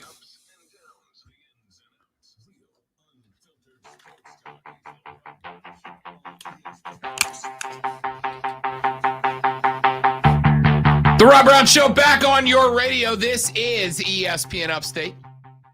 Rob, Lonzo, you, and join all the phone lines now as he does every single Tuesday at this time. He is a BetQL insider and the host of BetQL Daily. If you are already a sports gambler looking to get into it, look no further than our friends at BetQL. Mr. Joe Giglio joins us here on the Rob Brown Show at ESPN Upstate. Joe, what's happening, big dog? How we doing? I'm doing well, Rob. How are you? Another day in paradise, buddy. Another day in paradise. Hey, I did want to ask you, before we start getting into some different games and action that you like this weekend, after LSU fired Ed Orgeron this past weekend, he's going to finish out the year, so they're looking for the next head coach. We started seeing lines come out about who the next head coach would be, and we've seen Mel Tucker at Michigan State, James Franklin at Penn State, Jimbo Fisher at A&M, and other names mentioned in there. Do you ever get in on that kind of stuff? Like when you get like next head coaching or next GM, do you ever get in on those lines and try to see if you can come up with some insight on that? So I've never actually, wager on them or bet them, but I think it's fun. I mean, especially in college football, because it feels like, it's just like a constant merry-go-round with these coaches, and the rumors never go away. And there's certain guys, Fisher you mentioned, James Franklin at Penn State, their name is always involved, and you feel like it's just a matter of time, and you try to connect the dots from one school to the other. So I never actually wagered on it, but I do think it's fun to watch. Interesting. Yeah, and the reason I brought it up is one of the places I saw, or one of the names I saw on that list was Dabo Swinney from right down the road from here over at Clemson, obviously. But it's way long shot odds. It's like 10,000 to 1 odds or something that he would end up being the guy. And I always think to myself, what if I throw a tenner at that, right? What's $10? A Wendy's fast food meal, I'm out, and if it hits, I got some play money for the weekend. I've just always been intrigued by those, but never enough to pull the trigger. Yeah, that's the way my strategy always is before the season, with like a World Series future, a Super Bowl future, an MVP future. I do the same thing, like the Wendy's bet, right? Like I'll just sacrifice the Wendy's, and if I hit it, it'd be awesome here. As far as the Dabo thing, I mean, I've always just assumed, and maybe I'm just crazy on this, I just assumed that he's just waiting out Nick Saban in Alabama, that Dabo Swinney is going to end up at Alabama one day, replacing Nick Saban whenever he hangs him up. So I'd be shocked if Dabo went the LSU route, because it's like the antithesis, the opposite of going to Alabama. I don't know who's going to coach them. I think Jimbo Fisher. I mean, he has I read this week, he has an out in his contract where he doesn't have to give any of the money back. Like he just walk away scot-free out of his A&M like $90 million extension to go to LSU if he wants. I mean, whoever that guy's agent is, he knows how to negotiate contracts, that's for sure. Joe Giglio is an insider with BetQL and joins us every Tuesday here on the Rob Brown Show. Let's jump into some college football action. Speaking of Clemson, 3-point dogs on the road at Pitt this weekend. Joe, you and I talked last weekend, and we were on the same page of, if Clemson doesn't cover it up against Syracuse, we're not touching them again for the rest of the year. And then I see this line of plus, I think I've seen it as high as plus 3.5 at Pitt. And I immediately went, or maybe I play it one more time. Joe, I honestly don't know what to do with Clemson right now. Yeah, I mean, it's hard not to feel like they got a real chance to win that game. I mean, Pittsburgh is good, right? Number 23 in the country, but here's the worry, and it hasn't gone away all year. Clemson just can't score anymore. I mean, their offense and their offensive line, the quarterback situation, I mean, look at their games. They scored 14 against Georgia Tech. They scored 21 against NC State. They scored 19 against Boston College. Last week, 17 against Syracuse. I mean, like, what year are we watching? Is this football in 1999? Like, at this point, if you're not putting up in the upper 30s as a legitimate program, or at least the upper 20s against, legitimate competition, you're not playing good football. I mean, that's just where the game is now. I mean, the games are played in the upper 20s, low 30s, sometimes into near the 40s. And I mean, Clemson, it's hard for them to get to 20 each week. So the 3.5, it's very tempting, but I've sworn off the Clemson Tigers for 2021. I'm out. Joe Giglio, BetQL Insider, host of BetQL Daily. You can find it at BetQL.com, and you can find it through your Odyssey podcast providers. To the NFL we go for just a minute, Joe.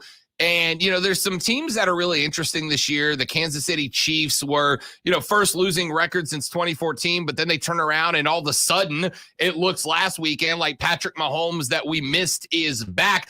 When there is that sudden of a shift where a team looks like they just flip the switch during an off week and come back gunning, how do you address them next week?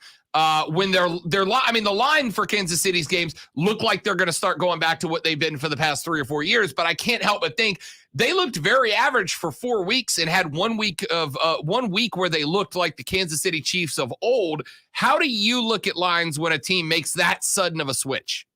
Yeah, well, I think we have to account for the opponent. And last week, I think there's a reputation off of last year of Washington, like, oh, wow, that they played well. They beat Washington. Washington stinks. Washington's one of the worst teams in the NFL this season. They have not a good offense, and they have a wretched defense. So that may have been a product of who they were playing. I mean, I think that's part of the Chiefs' season so far is, a couple weeks ago, they looked pretty good against Philadelphia. Well, Philadelphia's not a really good team this year. They look really good against Kansas City. Well, they're not, against Washington.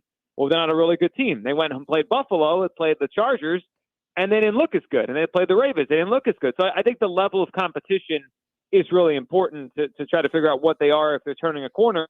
And this week is an interesting game because I would put Tennessee, above those 3 teams I mentioned that they beat. When they beat the Eagles and they beat Washington. I mean, Tennessee's above those teams, but are they on the same level as the Ravens? Are they the same level as the Chargers and the Bills? I don't think they are. So I think the line makes a lot of sense this week. 5.5, and we're not asking them to cover by a touchdown. It's a little less than that. I like the Chiefs this week, mostly because I think the Titans are, probably overinflated after a primetime win last night.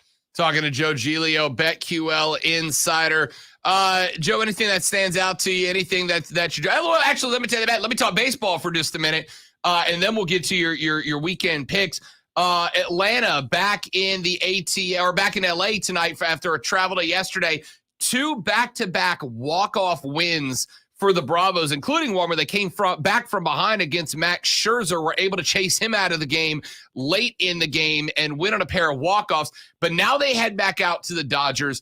I got to expect the Dodger bats start coming back alive in clutch situations. I like the Dodgers to cover game 3, but this Braves team's got great chemistry, and when they find their backs against the walls, they have fought back in this postseason game after game. Where do you go with the NLCS game tonight? Yeah, well, a couple of things here. One, Walker Buehler has been incredible in his young career in the postseason. Even last time out, it wasn't his sharpest, but he was on 3 days rest for the first time in his career. So he has some extra rest now for what he did last series against the Giants. And on the Dodgers, I can't see them going down 3-0 with Walker Buehler on the mound back at home. Rob, you know how many games the Dodgers have lost at home since August 29th? The answer is 1, and that was game 3 to the Giants last year. They have lost 1 home game in a month and a half. That's how red hot they've been. That's how good they've been at home. And I can't get out of my head that we just saw this series in last year's NLCS. The Braves were up 3-1, and they couldn't close out the Dodgers. The Dodgers are that villain in the Halloween movie. You can't stop them. You can't keep them down.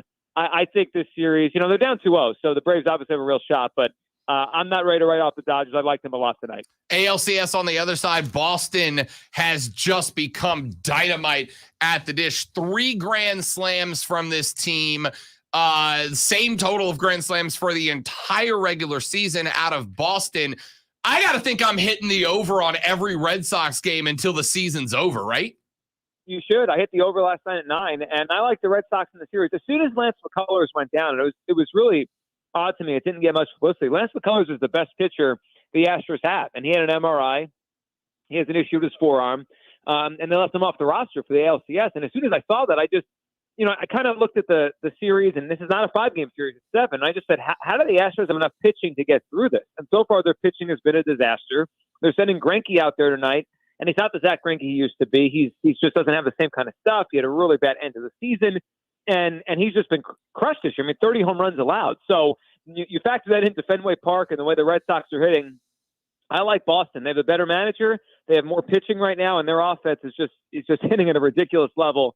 I like the over tonight, and I like the Red Sox in the series. NBA seasons. You got any futures picks you like with the season tipping off tonight? Yeah, I got a couple. Let me throw I'll throw a long shot MVP at you. I think last year Jokic went off at 36-1 before the season, and he was obviously established as a really good player. And then last year it was kind of a bunch of circumstances. He played great, but also a lot of guys went down with injuries, and he ended up winning the MVP. I've got a guy that I think is about to take a leap, and it's funny because in his own draft, he wasn't even the guy that we talked about. It was the guy taken over him. But Zion Williamson continues to have injury issues, and I don't know where his career is going. How about the guy taking number 2 overall? I think John Morant with the Grizzlies is due to have a big, big leap this year. I would not be surprised if he averaged over 25 points a game and the Grizzlies make the playoffs. And Rob, he's at 55-1 to win the MVP. Obviously, there's a lot of guys ahead of him and superstars that are good chances to win it too. Kevin Durant if he stays healthy, or Steph, or LeBron. But if you're looking for a long shot, I think this is the year where John Morant takes that leap and at least puts himself in the conversation. And if you're taking a 55-1, if the guy's in the conversation, you feel like you did something right. So I think Morant has a big leap, and I do like the Grizzlies to go over their win total too with him playing that well. I think it's 41.5 on their win. Love to hear it. What you got for us this weekend? What are you sitting on? Well, a couple things. We talked about Washington, and not a good team, but I just thought the line opened too much. I think the Packers are a little inflated. They're not really as good as they were last year. They're 5-1, so you give them credit. But that number is 9.5. I like the Washington football team to cover in Green Bay this weekend, and I'm really taking a look at the Cincinnati-Baltimore game. I just can't wait for that game. Baltimore's 5-1. They've won 5 in a row, but Cincinnati's good. I think people need to wake up to the idea, like, man, this team's really good. Like, they didn't even mess around with the Lions last week, and everyone had really kind of left the Lions in games. The Lions covered a lot of games. That wasn't even close last week. I think it's too many points. The Bengals getting 6. The Ravens very well might win the game and keep control of that division. But I think that's the game. I would take the 6 points with the Bengals playing the Ravens.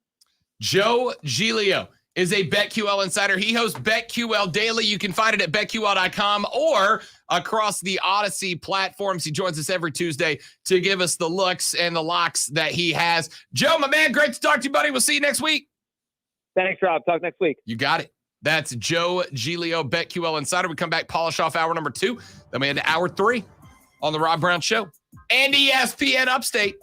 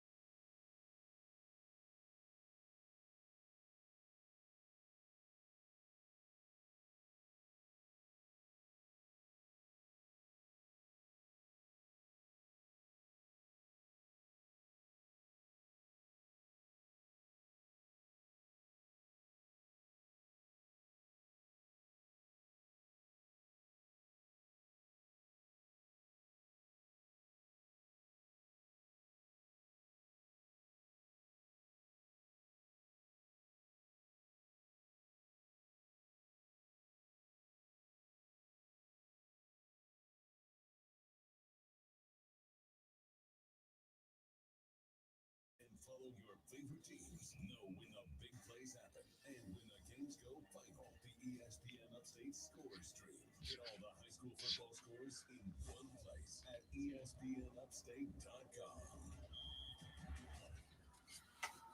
We'll have less than a minute when we come back. Is with an accurate thermometer. Be vigilant and be accurate with the Exogen temporal scanner, whose accuracy has been proven in more than 100 clinical studies.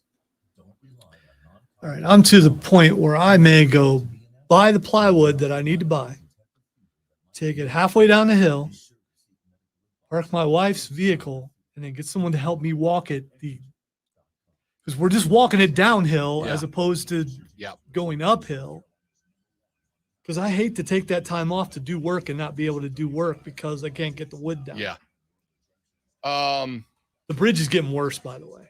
Is it? Yeah, each day as I walk over it, a little bit less of it exists.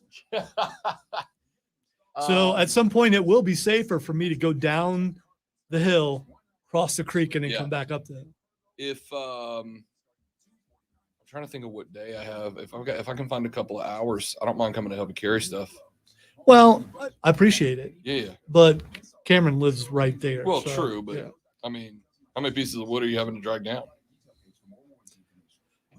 I don't know yet. Yeah, I don't. If I got a, it might end up being like 10. Yeah. So No, I don't. If I got a day that I can pop 4 or 5 hours without doing anything, I don't mind coming to help. I would appreciate it, but because of the state that our house is in, Lisa would kill me if I brought you over. have to come inside. Yeah, move well, wood. you would, because the wood has to go inside. So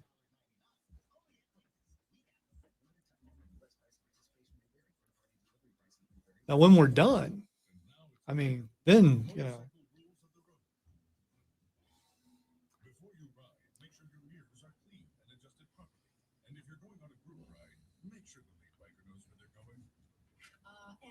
Now, I'm going to have fun because even if I get it there, I'm going to have to do most of the work myself because everybody else will be at work. Yeah.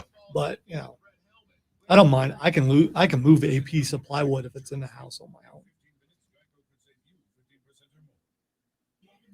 Plus, after I installed the first room with the floating floor things, like, man, this looks good. Let's do another room. Why not?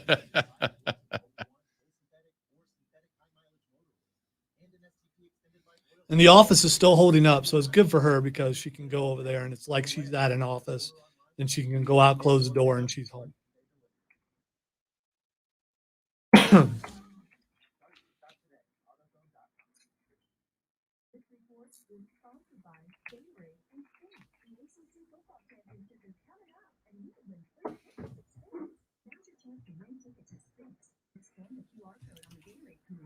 Very short time.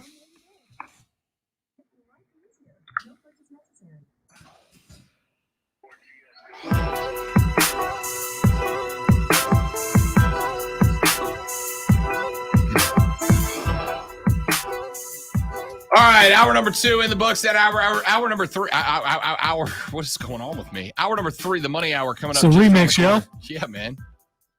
Coming up the next hour, we have found out more about this Philly situation, and it's hilarious. We got NLCS, and you know what's funny? A lot of people didn't even catch this.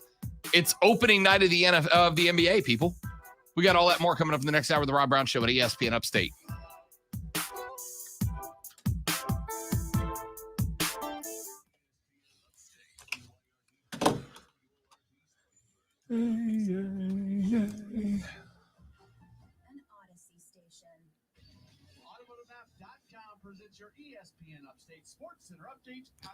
And by the way, if I get desperate, Lisa will just have to be mad at me and I will give you a call. Let me know.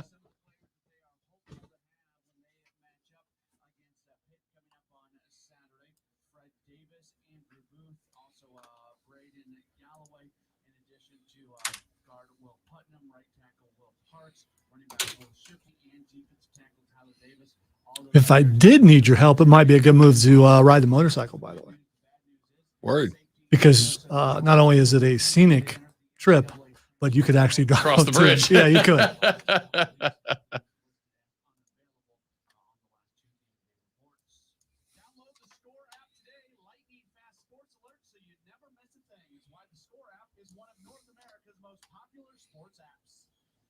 your ESPN Upstate Sports Center update. I'm Matt Pauley.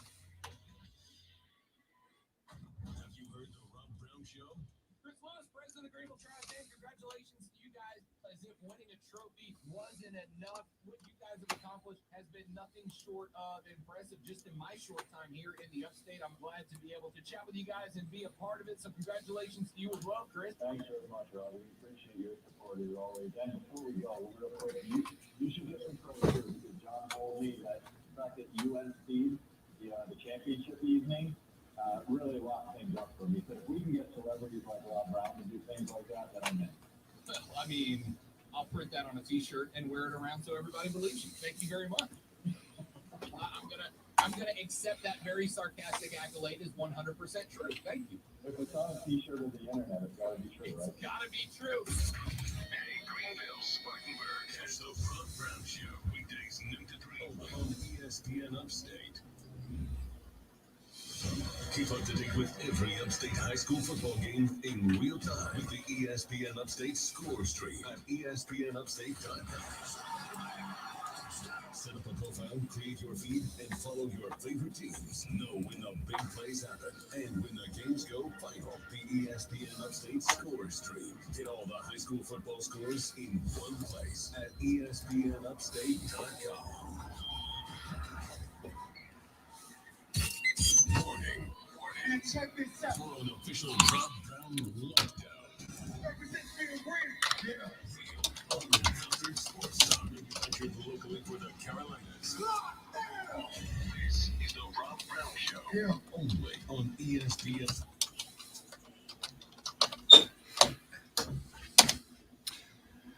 All right. The third, the final, the best, the money hour of the Rob Brown Show is back on the radio. This is ESPN Upstate. I am Rob Brown. He is the great one, the pinnacle of professionalism, the alpha and the omega of ESPN Upstate, the content cash cow, hashtag dad kicks, Colonel Grudge, Lonzo on the ones and twos. And when you call the number, 844-GSP-ESPN, 844-477-3776, forget getting to talk to me. You get to have a one-on-one conversation with Lonzo. Let me just tell you, folks, big fan of the small talk is Lonzo. You call in, you can just have a whole conversation off the air. Just call in to ask Lonzo how the weather is. See, Rob doesn't realize how this could backfire because I'll just leave my mic on and talk really loud on the phone. Third hour of the show. Texter says ESPN, number one, nobody cares about the NBA. Number two, will Deshaun Watson play this year? He's been on the fantasy bench for a whole year. I don't think he does at this point, right? I think they've got I want to say they've got 13 days left to trade him, or else he has to be on the roster for the rest of the year. I don't think he plays anywhere. As far as nobody cares about the NBA, disagree. I don't think it's as big as the NFL or college football, obviously. I'm not an idiot. I mean, I am an idiot, but not in this regard. But no, people do care about the NBA, and we're going to talk about it. Because, ladies and gentlemen, it is officially NBA tip-off night. It is time to get started. But before we get there, Lonzo has found that the Philadelphia 76ers, as a response to Ben Simmons missing four preseason games, multiple issues with the team, and now being kicked out of practice. Lonzo, you said how much was the fine? I believe it was like 1.4 mil. 4 million. Let me see if I can find the story.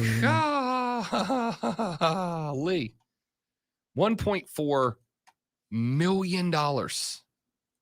Ben Simmons has been fined, which means that since he returned to the Philadelphia 76ers,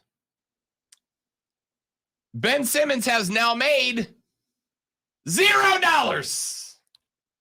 All right, so here's what Adrian Wojnarowski says. According to an ESPN source, or he says ESPN sources, that means there's multiple.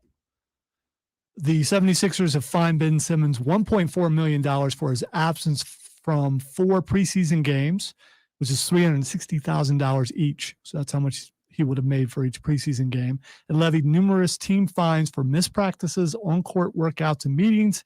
He hasn't earned any money since returning to the team on October 11th. So how many of you are willing to come to work and work an entire week for free? Not me. I'm already broke, so can't afford it. $1.4 million for conduct detrimental to the team ultimately is what this fine is for. $1.4 million. He has now not made $1 courtesy of this fine, which will more than likely be withheld from his paycheck that he would ordinarily otherwise get.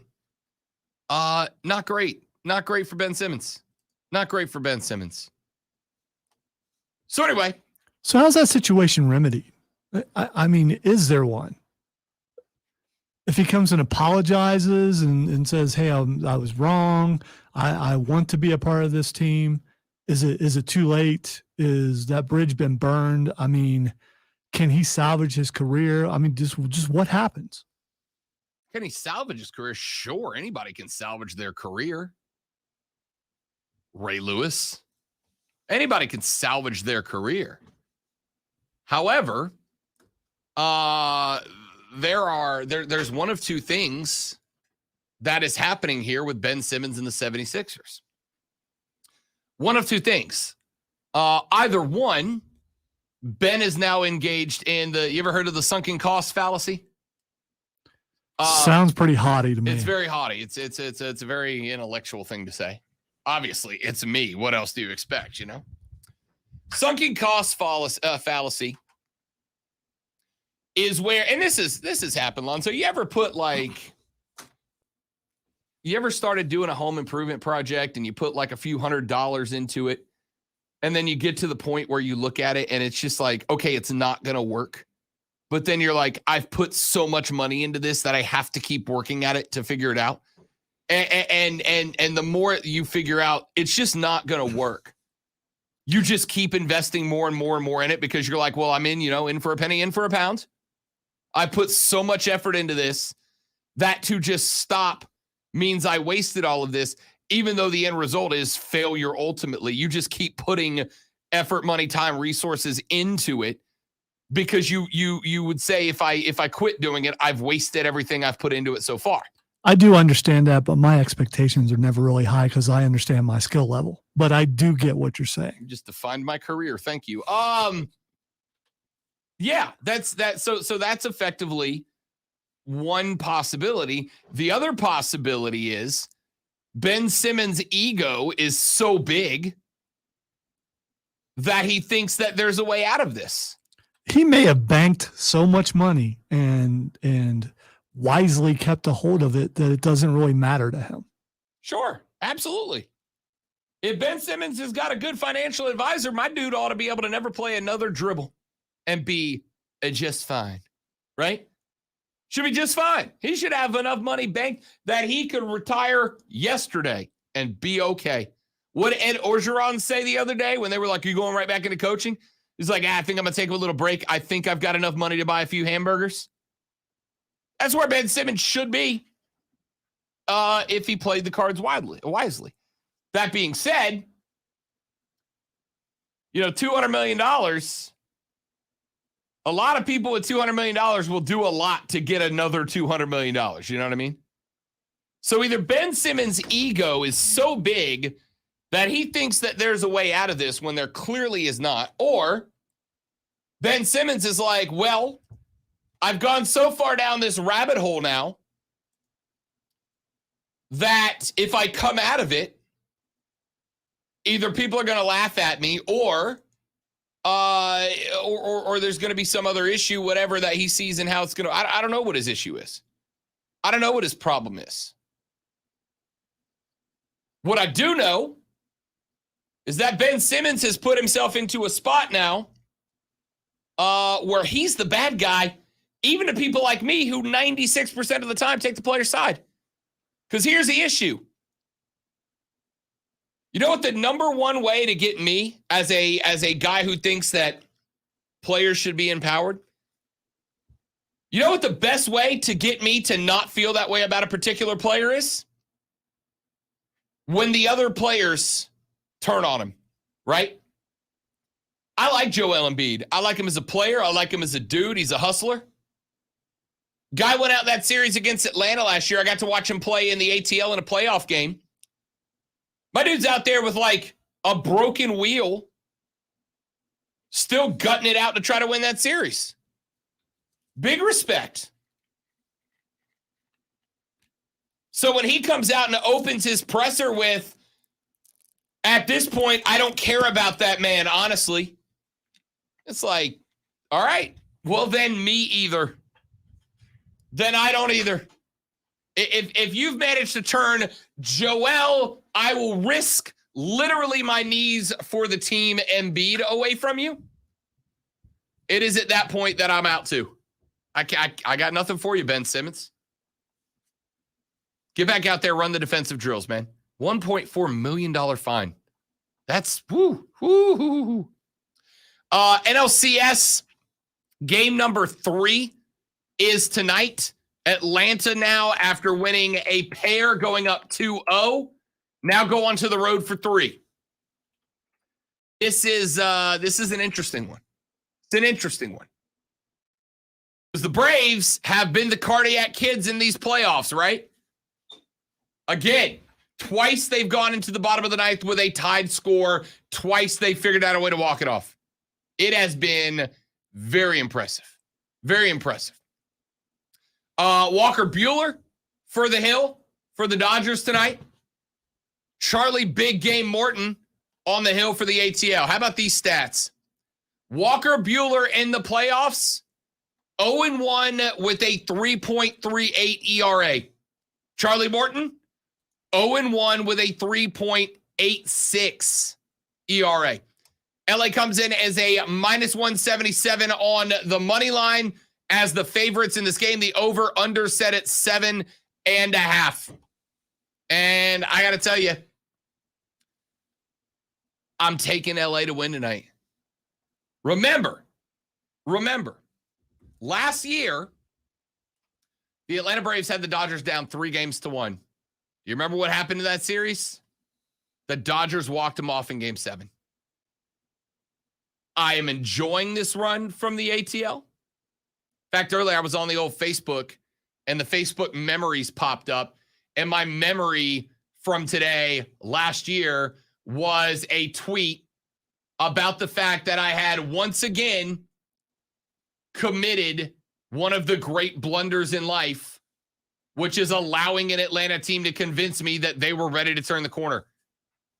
By the way, Lonzo, I think Georgia sports are setting up Georgia sports fans for the ultimate heartbreak, right? The Braves are up 2-0 in the NLCS. The Georgia Bulldogs are the number 1 team in the country and headed to the playoff more than likely. And the Atlanta Hawks last year made it to the Eastern Conference Finals before they got bounced. And the Hawks fans are hype as we start the season tonight. Do you imagine what the attitude of a Georgia sports fan is going to be if Georgia chokes away a national championship, if the Braves go up 3 and lose this series to the Dodgers, and if the Hawks are bad this year? Just the ultimate Georgia heartbreak. Or just another year for Georgia fans. Yeah, it's I said in that promo, right? Like Atlanta finds, Georgia finds new, fun, and creative ways to make the heartbreak more and more miserable for Georgia sports fans every year. How much worse could it get than the Braves building you up to believe that they were going to beat the favorited Dodgers in the NLCS and then choke it away in Game 7 like they did last year in back-to-back years? 3-1 the Braves were up last year before they choked in 7. Why not make it interesting and this year go up 3-0 and then lose 4 in a row? Why not get weird with it? Win Game 3 and then drop 4, 5, 6, and 7 back-to-back. I'm thinking there's some reverse psychology going on here. Because the Braves are your team and you want them to win. So sure do. Yeah, I mean. Sure do. However, Lonzo, what do you think I've been as a Braves fan for the past 38 years? I've gotten one World Series out of the dynasty of the 90s. They were up 3-1 last year and couldn't close out in any of the final 3 games. It's not reverse psychology. This is just, that's what happened. That's just what happened. Oh, won 3-1 last year. Maybe I can reverse psychology them into not doing that. Why would I try that? They already did it. Because you wield that kind of power, Rob Brown. Yeah, let's go with that. Let's go with that. No, the correct answer here is that Walker Buehler, despite a no 1-1 record in the playoffs, Walker Buehler is a stud. And Big Game Charlie's not a bad pitcher. I mean, he's right there with Walker Buehler overall, but man, I'll tell you this. The one thing the Bravos have going for it, I told you guys yesterday on the show. If they lose this series, I think they lose this series because Brian Snitker overmanages the team, right? I think he manages them out of situations where things are going right for the Braves. The good news for you is that Dave Roberts is the same guy. Dave Roberts, the manager for the Dodgers, is the same guy. Now, what did he do? He has notoriously been pulling guys early. He pulled both of his pitchers, I think, early. I still don't understand why they pulled Max Scherzer from the last game. It wasn't really like the Braves chased him out. He had given up 2 runs, but was still pitching well. So what they have to do? They went to the pen, and they have used the pen heavily in games 1 and 2, which means that they, at this point, need Walker Buehler to go deep into the game. They have, if Walker Buehler, and this is what you want to do if you're the Braves. If you're the Bravos, the goal tonight is to chase him as quickly as possible. Get him out of the game ASAP. Because the Dodgers have heavy used the bullpen so far, and if you can force them to do it again, you might create a situation.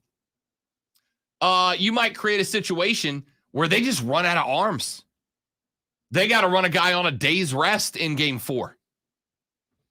Chase him quick, and you'll give yourself a big advantage. Let's take a break. We'll come back here in just a minute. I'll give you my thoughts and predictions, who I like in the NBA this year, and more coming up as we head towards the end of the Rob Brown Show.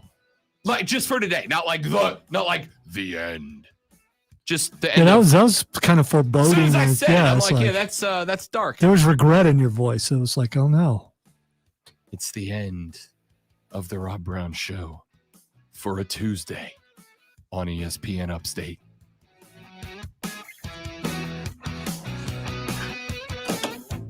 Well, there's breaking news for me. Defensive end Kenyatta Jackson Jr. has committed to the Ohio State Buckeyes, which moves Ohio State up to number 5 in recruiting class, and they get an edge rusher. Did not get one yet? Well, look at what the defense has been so far this year. Although they've managed to creep their way back into conversation, and people just aren't, and they're not being mentioned. Problem is 1, 2, 3, and 4 don't have a loss left in. Alabama's not losing another one until they. Well, no, they do, because Alabama Georgia got to play. So you're number 4 technically. One of those teams is getting dropped. Well, whoever. No, if Georgia only loses 1, they might keep them ahead of. Whoever wins the big, I think the Big Ten's going to have a team in there. You don't? There are more ranked teams from the Big Ten than any other conference right now. I know. Ohio State's held Oregon. Now, if Oregon stayed undefeated, you got a chance. But if Georgia loses to Bama in a close one, if Alabama loses to Georgia, you're in. But if Georgia loses to Bama despite 3, I bet you they bump Georgia to 4 and leave them in. Bet you they do. We'll see. Unless it's a blowout.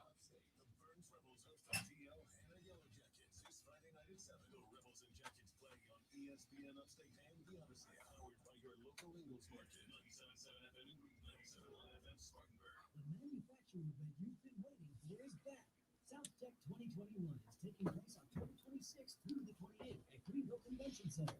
If you are a small to mid-sized manufacturer, you and your team can't afford to miss this 3-day in-person Southeast manufacturing event. Whether your business is looking to get hands-on demonstrations, reduce costs, identify new markets, or maintain manufacturing competitiveness, SouthTech has the technologies, experts, and industry leaders you rely on to make critical connections. SouthTech features exhibits from more than 230 companies, daily keynotes, a digital transformation panel, and much more. You'll gain valuable insights you can put to work right away. Attend SouthTech in person and you will be entered to win one of 3 $1,000 gift cards. For more information about contest rules and to register, visit southtechonline.com and enter promo code RADIO, RADIO.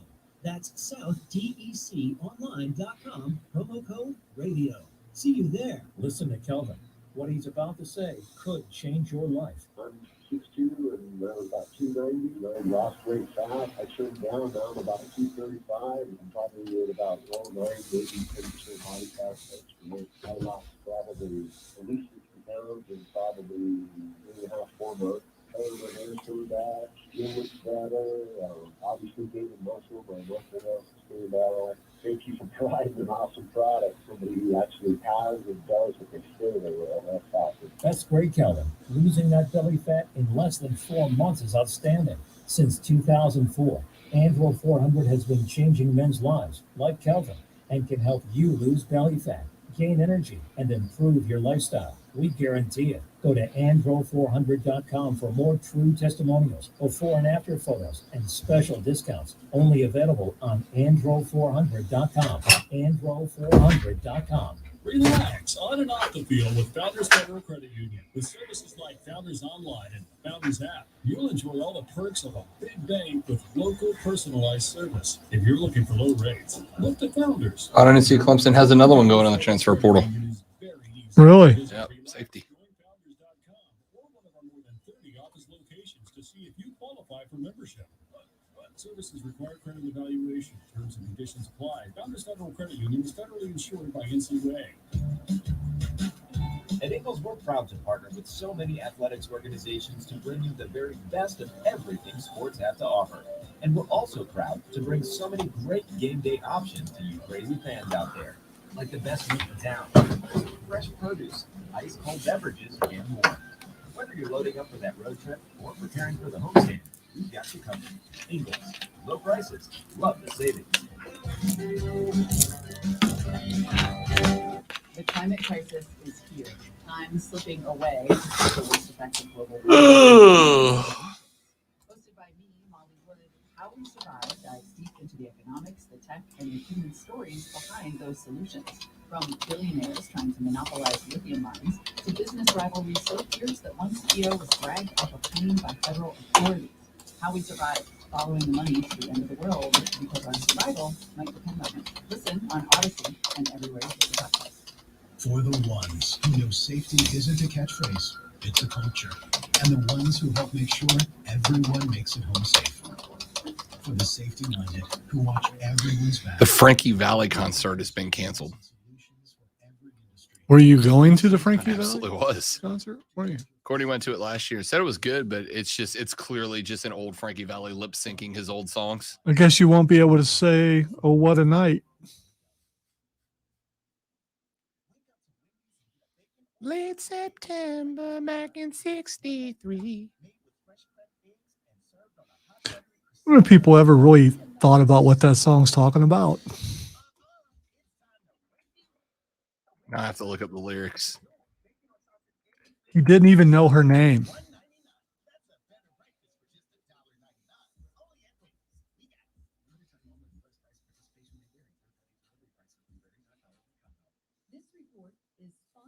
It's about a one night stand. Yes. And he didn't even know her name. So not even a one night stand, but he didn't even know her No, name. I'd say that's Yeah. Gotta hope myself on stream. That's the perfect one night stand. There's no chance she's coming back to find you. Except for paternity, possibly. Oh, the only question, Lonzo, is did she know his name?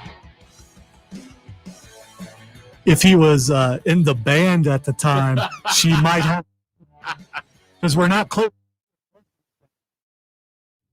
We got email earlier during the show. Frankie Valley, yes, that Frankie Valley was scheduled to perform at the Peace Center in a few weeks, and We just got notice earlier today that concert has been canceled due to non-COVID health-related reasons, which makes sense. How old's Frankie Valli now?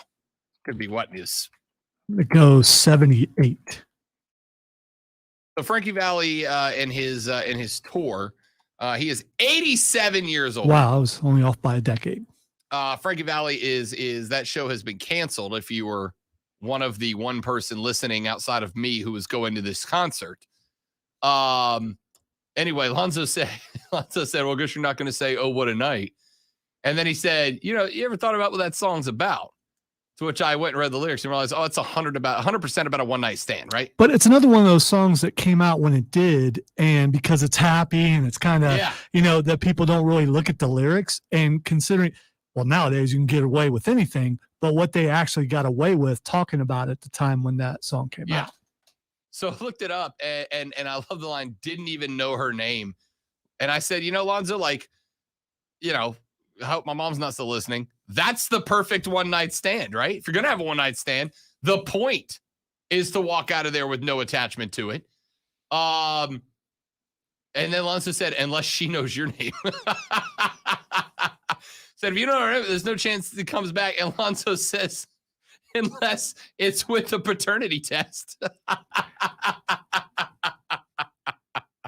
I'm sure one night stands, I'm guessing, is something that bands do quite often from what I've read. Absolutely not. Yes. No. Big time bands. That's what they do. Absolutely yeah. not. So not in the music world. We're above that. Absolutely not. Now I got to see if the band existed in 1963. Speaking of, since you're looking for something, now I'm going to call for a clip that we've had in the roster for a day now, and I have not played it yet. I'm sure you've probably heard it, but if you haven't, you're welcome. Aaron freaking Rodgers. I was talking to Keegan yesterday. He goes, are we seeing the real-time transformation of Aaron Rodgers into a heel? Are we seeing a heel turn from Aaron Rodgers here? No, we're just seeing Aaron Rodgers for the first time. Yeah. Just seeing Aaron Rodgers. You got to listen closely. It's clip number 3. You got to listen closely. But this is after Aaron Rodgers scored a rushing touchdown against the Bears. Listen to what he shouts at Bears fans right there in the end zone. Receivers left, quick count, Rodgers takes, pump fakes once and again, scrambles to his right, buying time, takes it himself, he's to the 5 in the end zone for the touchdown! Aaron Rodgers just inside the pylon, and the Packers lead it 23-14.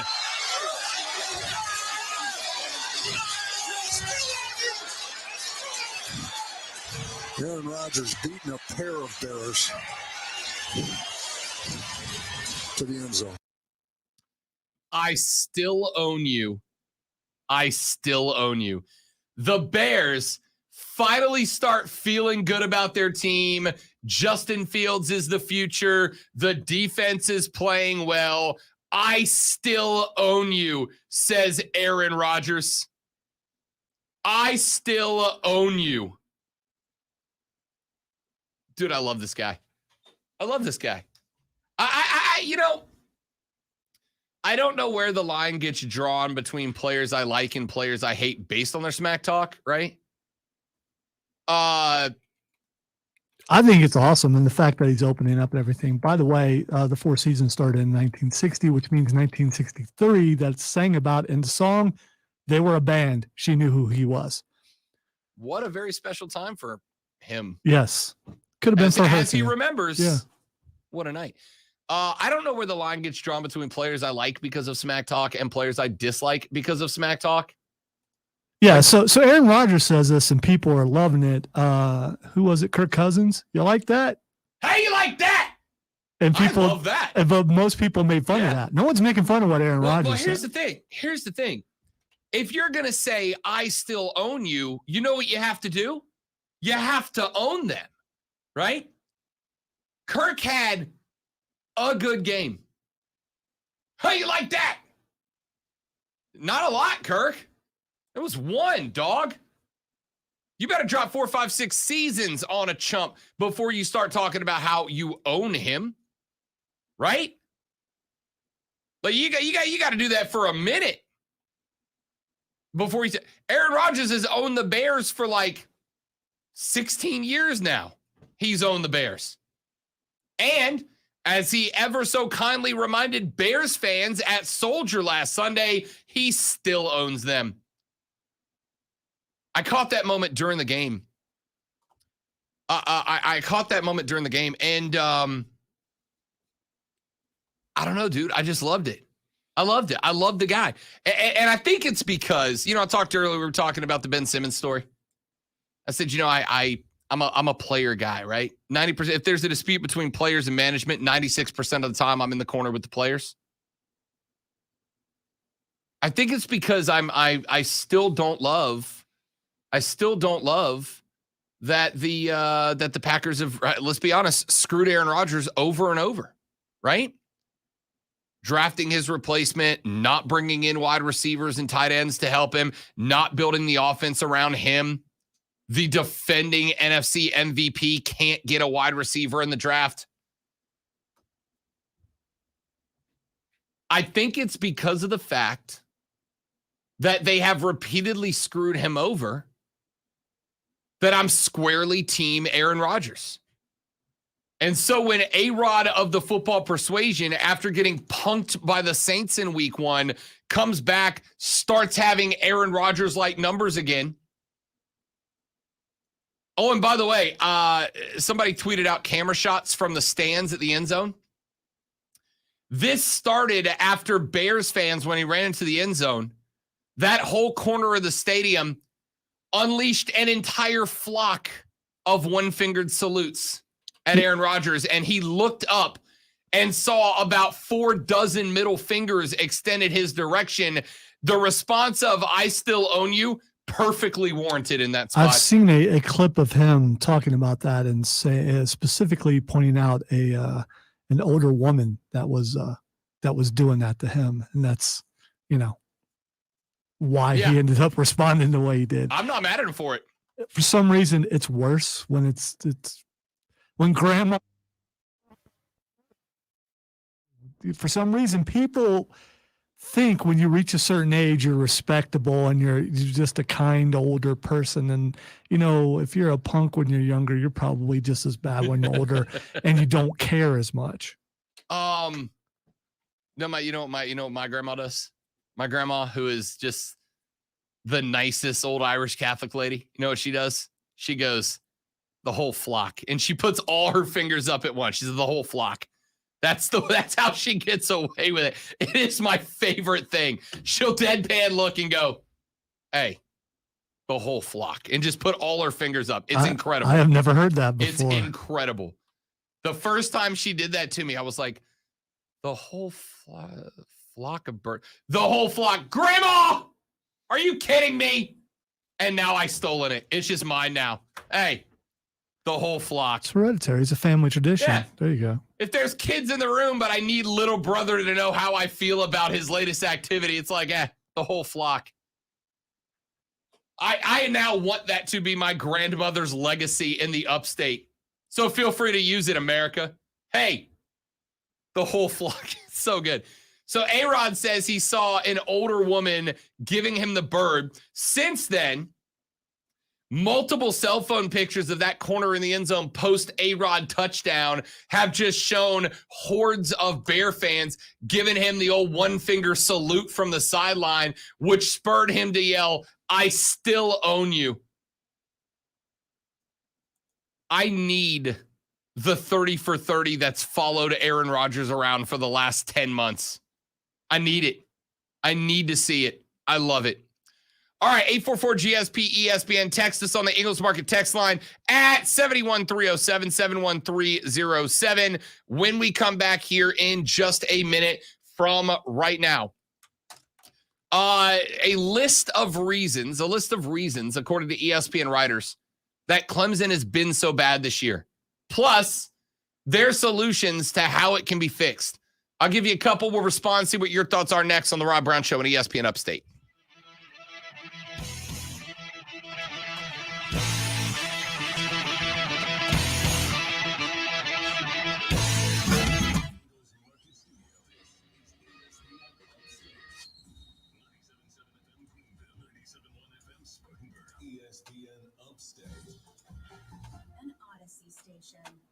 Spectrum Mobile has the most reliable service coast to coast. 5G is included at no extra cost. Plus, there are no added taxes, no hidden fees. Follow them there, G. Restrictions apply. Visit SpectrumMobile.com to learn more. Fever is the leading symptom of COVID and the flu. And the only way to reliably detect it is with an accurate thermometer. Be vigilant and Kobe. accurate with the Exergen temporal scanner, whose accuracy has been proven in more than 100 clinical studies. Don't rely on non-contact thermometers. They are proven to be inaccurate and will not reliably detect a fever that might mean COVID. Be sure to seek medical advice at the first sign of fever. Learn more at Exergen.com. Mad World Haunted Attraction is now open. Don't miss your chance to experience South Carolina's #1 haunted house, located in Piedmont off I-85.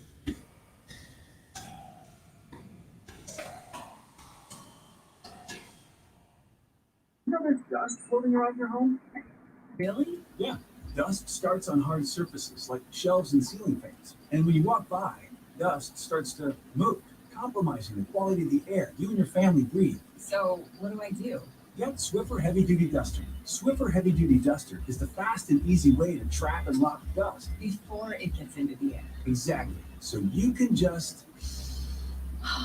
Swiffer Heavy Duty Duster, proud partner of the American Lung Association. Liberty Mutual Insurance Company presents. Back with Remo, and Doug for the final 4 years. Things you climb. All right, Remo, what do you think? You sure? We're going in. Liberty Mutual customizes your car insurance so you only pay for what you need. Oh, so close. We were looking for stairs. Huh. Only pay for what you need. You love Zoom for video meetings? Now, choose Zoom to power your phone communications too. Zoom Phone works seamlessly within the Zoom app as your business phone system. Zoom Phone's secure HD audio and enterprise-grade reliability keep you connected to your team. And soon begins my 1 week off a month for 3 months. 1 week off a month for 3 months. Nice. I hope I can be you when I grow up. When you reach my age, I'll be dead.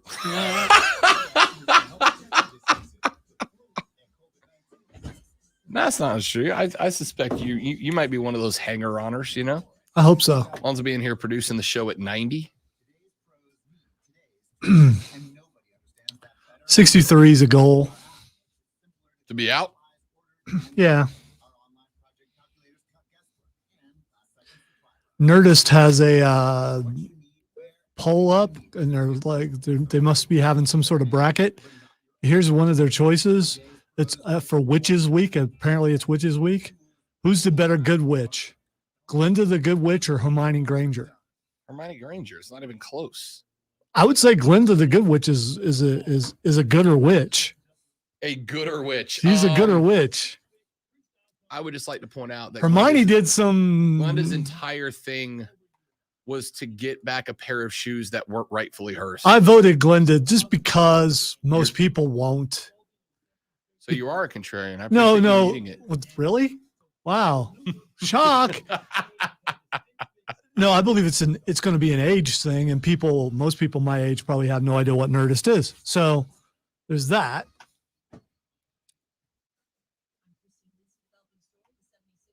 I never saw Glinda get angry. Hermione, on the other hand. Hermione got angry when other people were being stupid. True, but which still they angry. did a lot. But Glinda would have did it with a smile and bubbles. QC Kinetics in the last break. 10-4.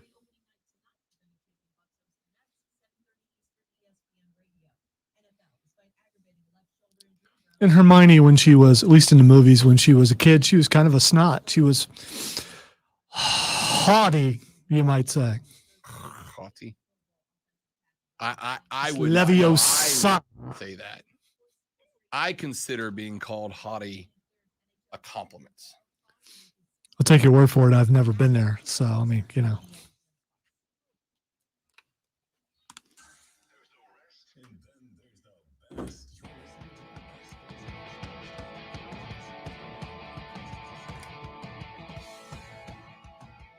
You know, I love I love the ways that I find out people are listening to the show, right? Lonzo and I were talking earlier because last week I referred to myself because I was accused of by saying that I had no issue with Carl Nassib taking a couple of days after Gruden got fired for the things he said, for taking a few days to just kind of like take a break, whatever. And so we had a text that came in that was a very interestingly written text that said that I needed to be fired for pushing the gay agenda. And I referred to myself as the gay Terminator.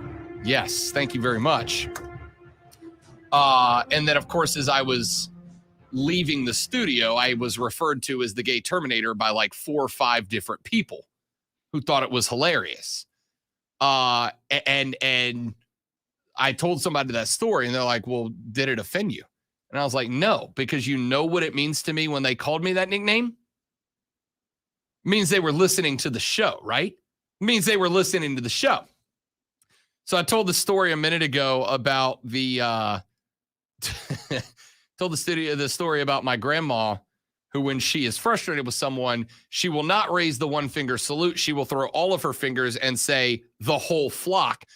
And since I brought that up, I have now had 4 texts so far from people saying that they are absolutely going to begin using that. And now I've gotten 2 different pictures from friends and family members of people sending me pictures of their hands up telling me the whole flock. So hashtag the whole flock. Thank you. You know who you are. I've started. Although she was she was close to gang signs. I mean, it was just close. Gotta be careful with that. Texas says, Rob, can't we be happy that the Braves have gotten this far? No one expected after the first 50, 60 games they were going anywhere. Yeah, Mark Ryan put up a point on his Twitter that after the first 60 games, the Braves had like a 7% chance of making the playoffs and like a 0.3% chance of winning the World Series. And here they are 2 games from making the World Series and getting into a slugfest. Well, I'll tell you, they're going to go in as underdogs to both Houston and Boston, like it or not. They just are. But if you recall, the whole RoboUmp thing, I think, came from us having a conversation about a bad call and how Alex Bohm not touching home plate. And you saying that it could come back to haunt them. It almost did. And I said, there's no way because they're not going to be good enough for that. Correct. And I was wrong. Correct. I'm glad I was wrong. I know a lot of Braves fans, and I'm glad that you're happy. Very glad the Alex Bohm called it and didn't screw us all up. Came close, almost did. Looked like there was going to be a run in that division, which would have cost us a wild card spot. So, yeah. Texas says ESPN. Before you read these suggested changes to help Clemson, we go on record that putting in a different. So is this something you should have proofread first? No. Okay, I'm just making sure. Nothing dirty about it. I've just never heard it phrased this way. Before you read these suggested changes to help Clemson, can we go on record that putting in a different mother-humping quarterback at this point is a good idea? Just try it. DJ can keep the Gatorade stocked on the sidelines. I've never heard mother humping before. I don't know why. I love that. You're making me uncomfortable every time you say that, but that's fine. The last segment of the show is here's all the different ways you can cuss somebody out without cussing them out. The whole flock, buddy. Mother humper. Like, oh man. All right. So ESPN put up an article that was headlined Why Clemson is Struggling and Why the Tigers Should Not Panic. David M. Halen, Andrea Adelson, who we had on the show a handful of months ago, put up a thing, and it starts primarily from praising DJ Uiagalelei from being in the stadium well after the loss to NC State, working on passing plays and routes and blah, blah, blah. Talks about how offensive coordinator Tony Elliott is calling the mistakes of the offense, quote, missed layups, end quote, including lazy routes, bad footwork, blocks that need to be held up longer, etc. And the fact that Clemson internally believes that they are close to turning a corner. Starts off by talking about how this is to some degree expected with the loss of Trevor Lawrence and Travis Etienne. And they offer a couple of suggestions. The first one is, why doesn't Dabo Swinney look to the transfer portal? They've never had, what Lonzo, I think 4 players transfer out just this season. We found out earlier, actually I think late last night, that Clemson's junior safety Joseph Charleston has elected to enter the portal. The 6'2", 204-pounder entered the 2021 campaign, credited with 68 tackles and 596 snaps over 24 games, including 6 starts. In 3 seasons, he registered 6 combined with 3 solo stops. In 3 games this season, 6 combined tackles with 3 solo stops, well off the mark that he had been producing going into this season. Last year, 55 tackles, 3rd most on the team, 2 for a loss, 2 pass breakups. The numbers just aren't there for young Joseph Charleston this year, so he is out entering the transfer portal and moving on in another direction.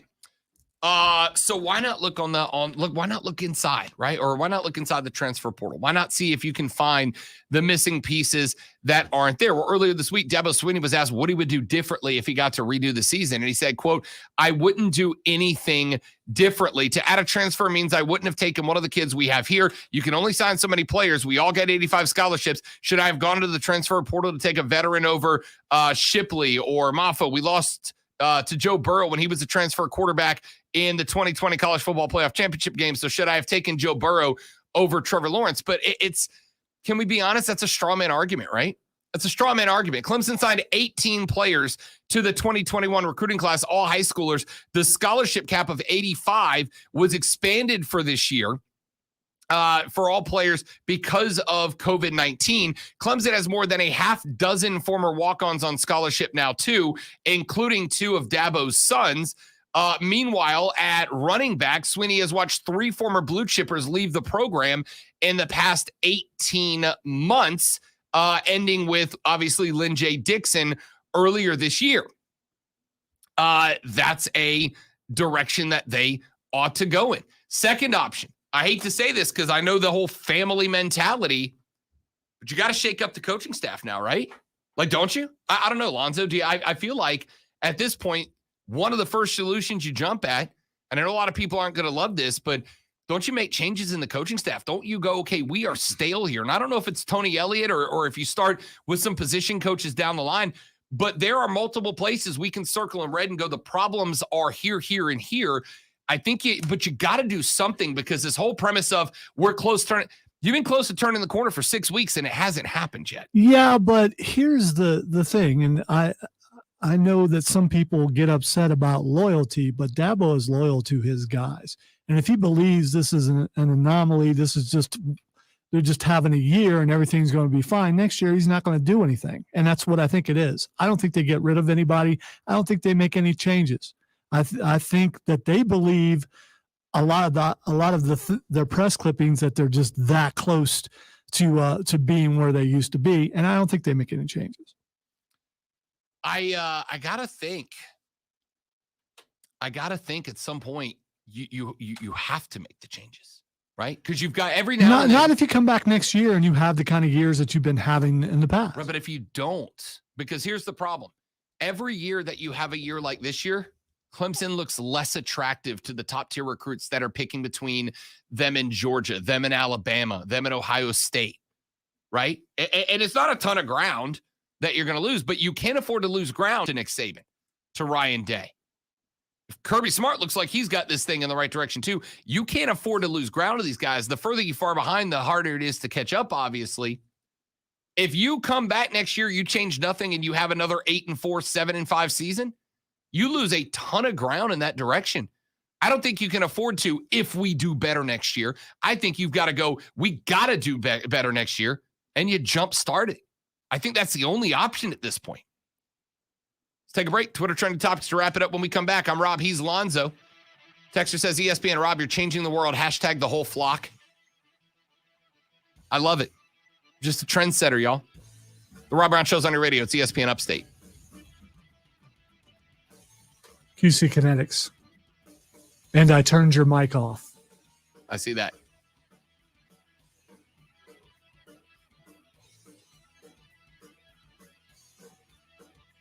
Our friends at QC Kinetics want you to not have to live your life in pain. They don't want you to go through the everyday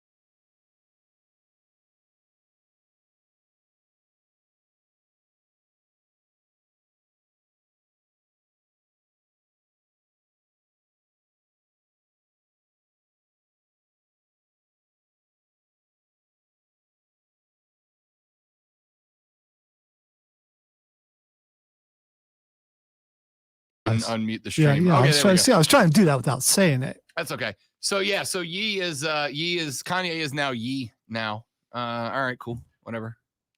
Kanye had some real good stuff about Ye 10 years come ago. here. It's some good stuff about 10 years ago. Remember a couple of years ago, he asked Mark Zuckerberg to give him like $1.6 billion to fund something that he would not regret. Okay. He should have did it because I would have liked to have seen what it was. Goldberg is trending. Goldberg is trending because he had some very nice things to say about Brock Lesnar, which is weird. Like, I am completely down. And look, I got a shirt with a luchador mask that says never break kayfabe, right? Like, it's old school, whatever. It's just interesting that Goldberg goes on and he has like the nicest round of compliments for Goldberg. He's like, he means so much to me. Like, he's been nothing but good to me since I came back. My son loves him. My son's close to him. He's done so much for my kid, etc. And then you're also selling this angle for the Saudi Arabia fights on Thursday of, I'm going to literally murder you, which is a fine angle. Like, it's probably the closest I've been interested in a Lashley match in, I don't know, a year and a half. But it's just like, it's interesting that you're selling in ring, I'm going to murder you, and out of ring. What a great dude. The reason why I think that the new coach for the Raiders is Bill Goldberg. And it's everywhere. It's everywhere. Let's get weird. Why not? That's it for the show. Diesel and Mark Ryan are up next with Offside. Stay tuned for those 4 hours of greatness. Lonzo and I will be back tomorrow to try harder and do it all over again. Thanks for listening. Don't drink and drive. I'll punch you in the face. Take care of each other and have a great rest of your day. See you tomorrow right back here on The Rob Brown Show and ESPN Upstate. Later, brother.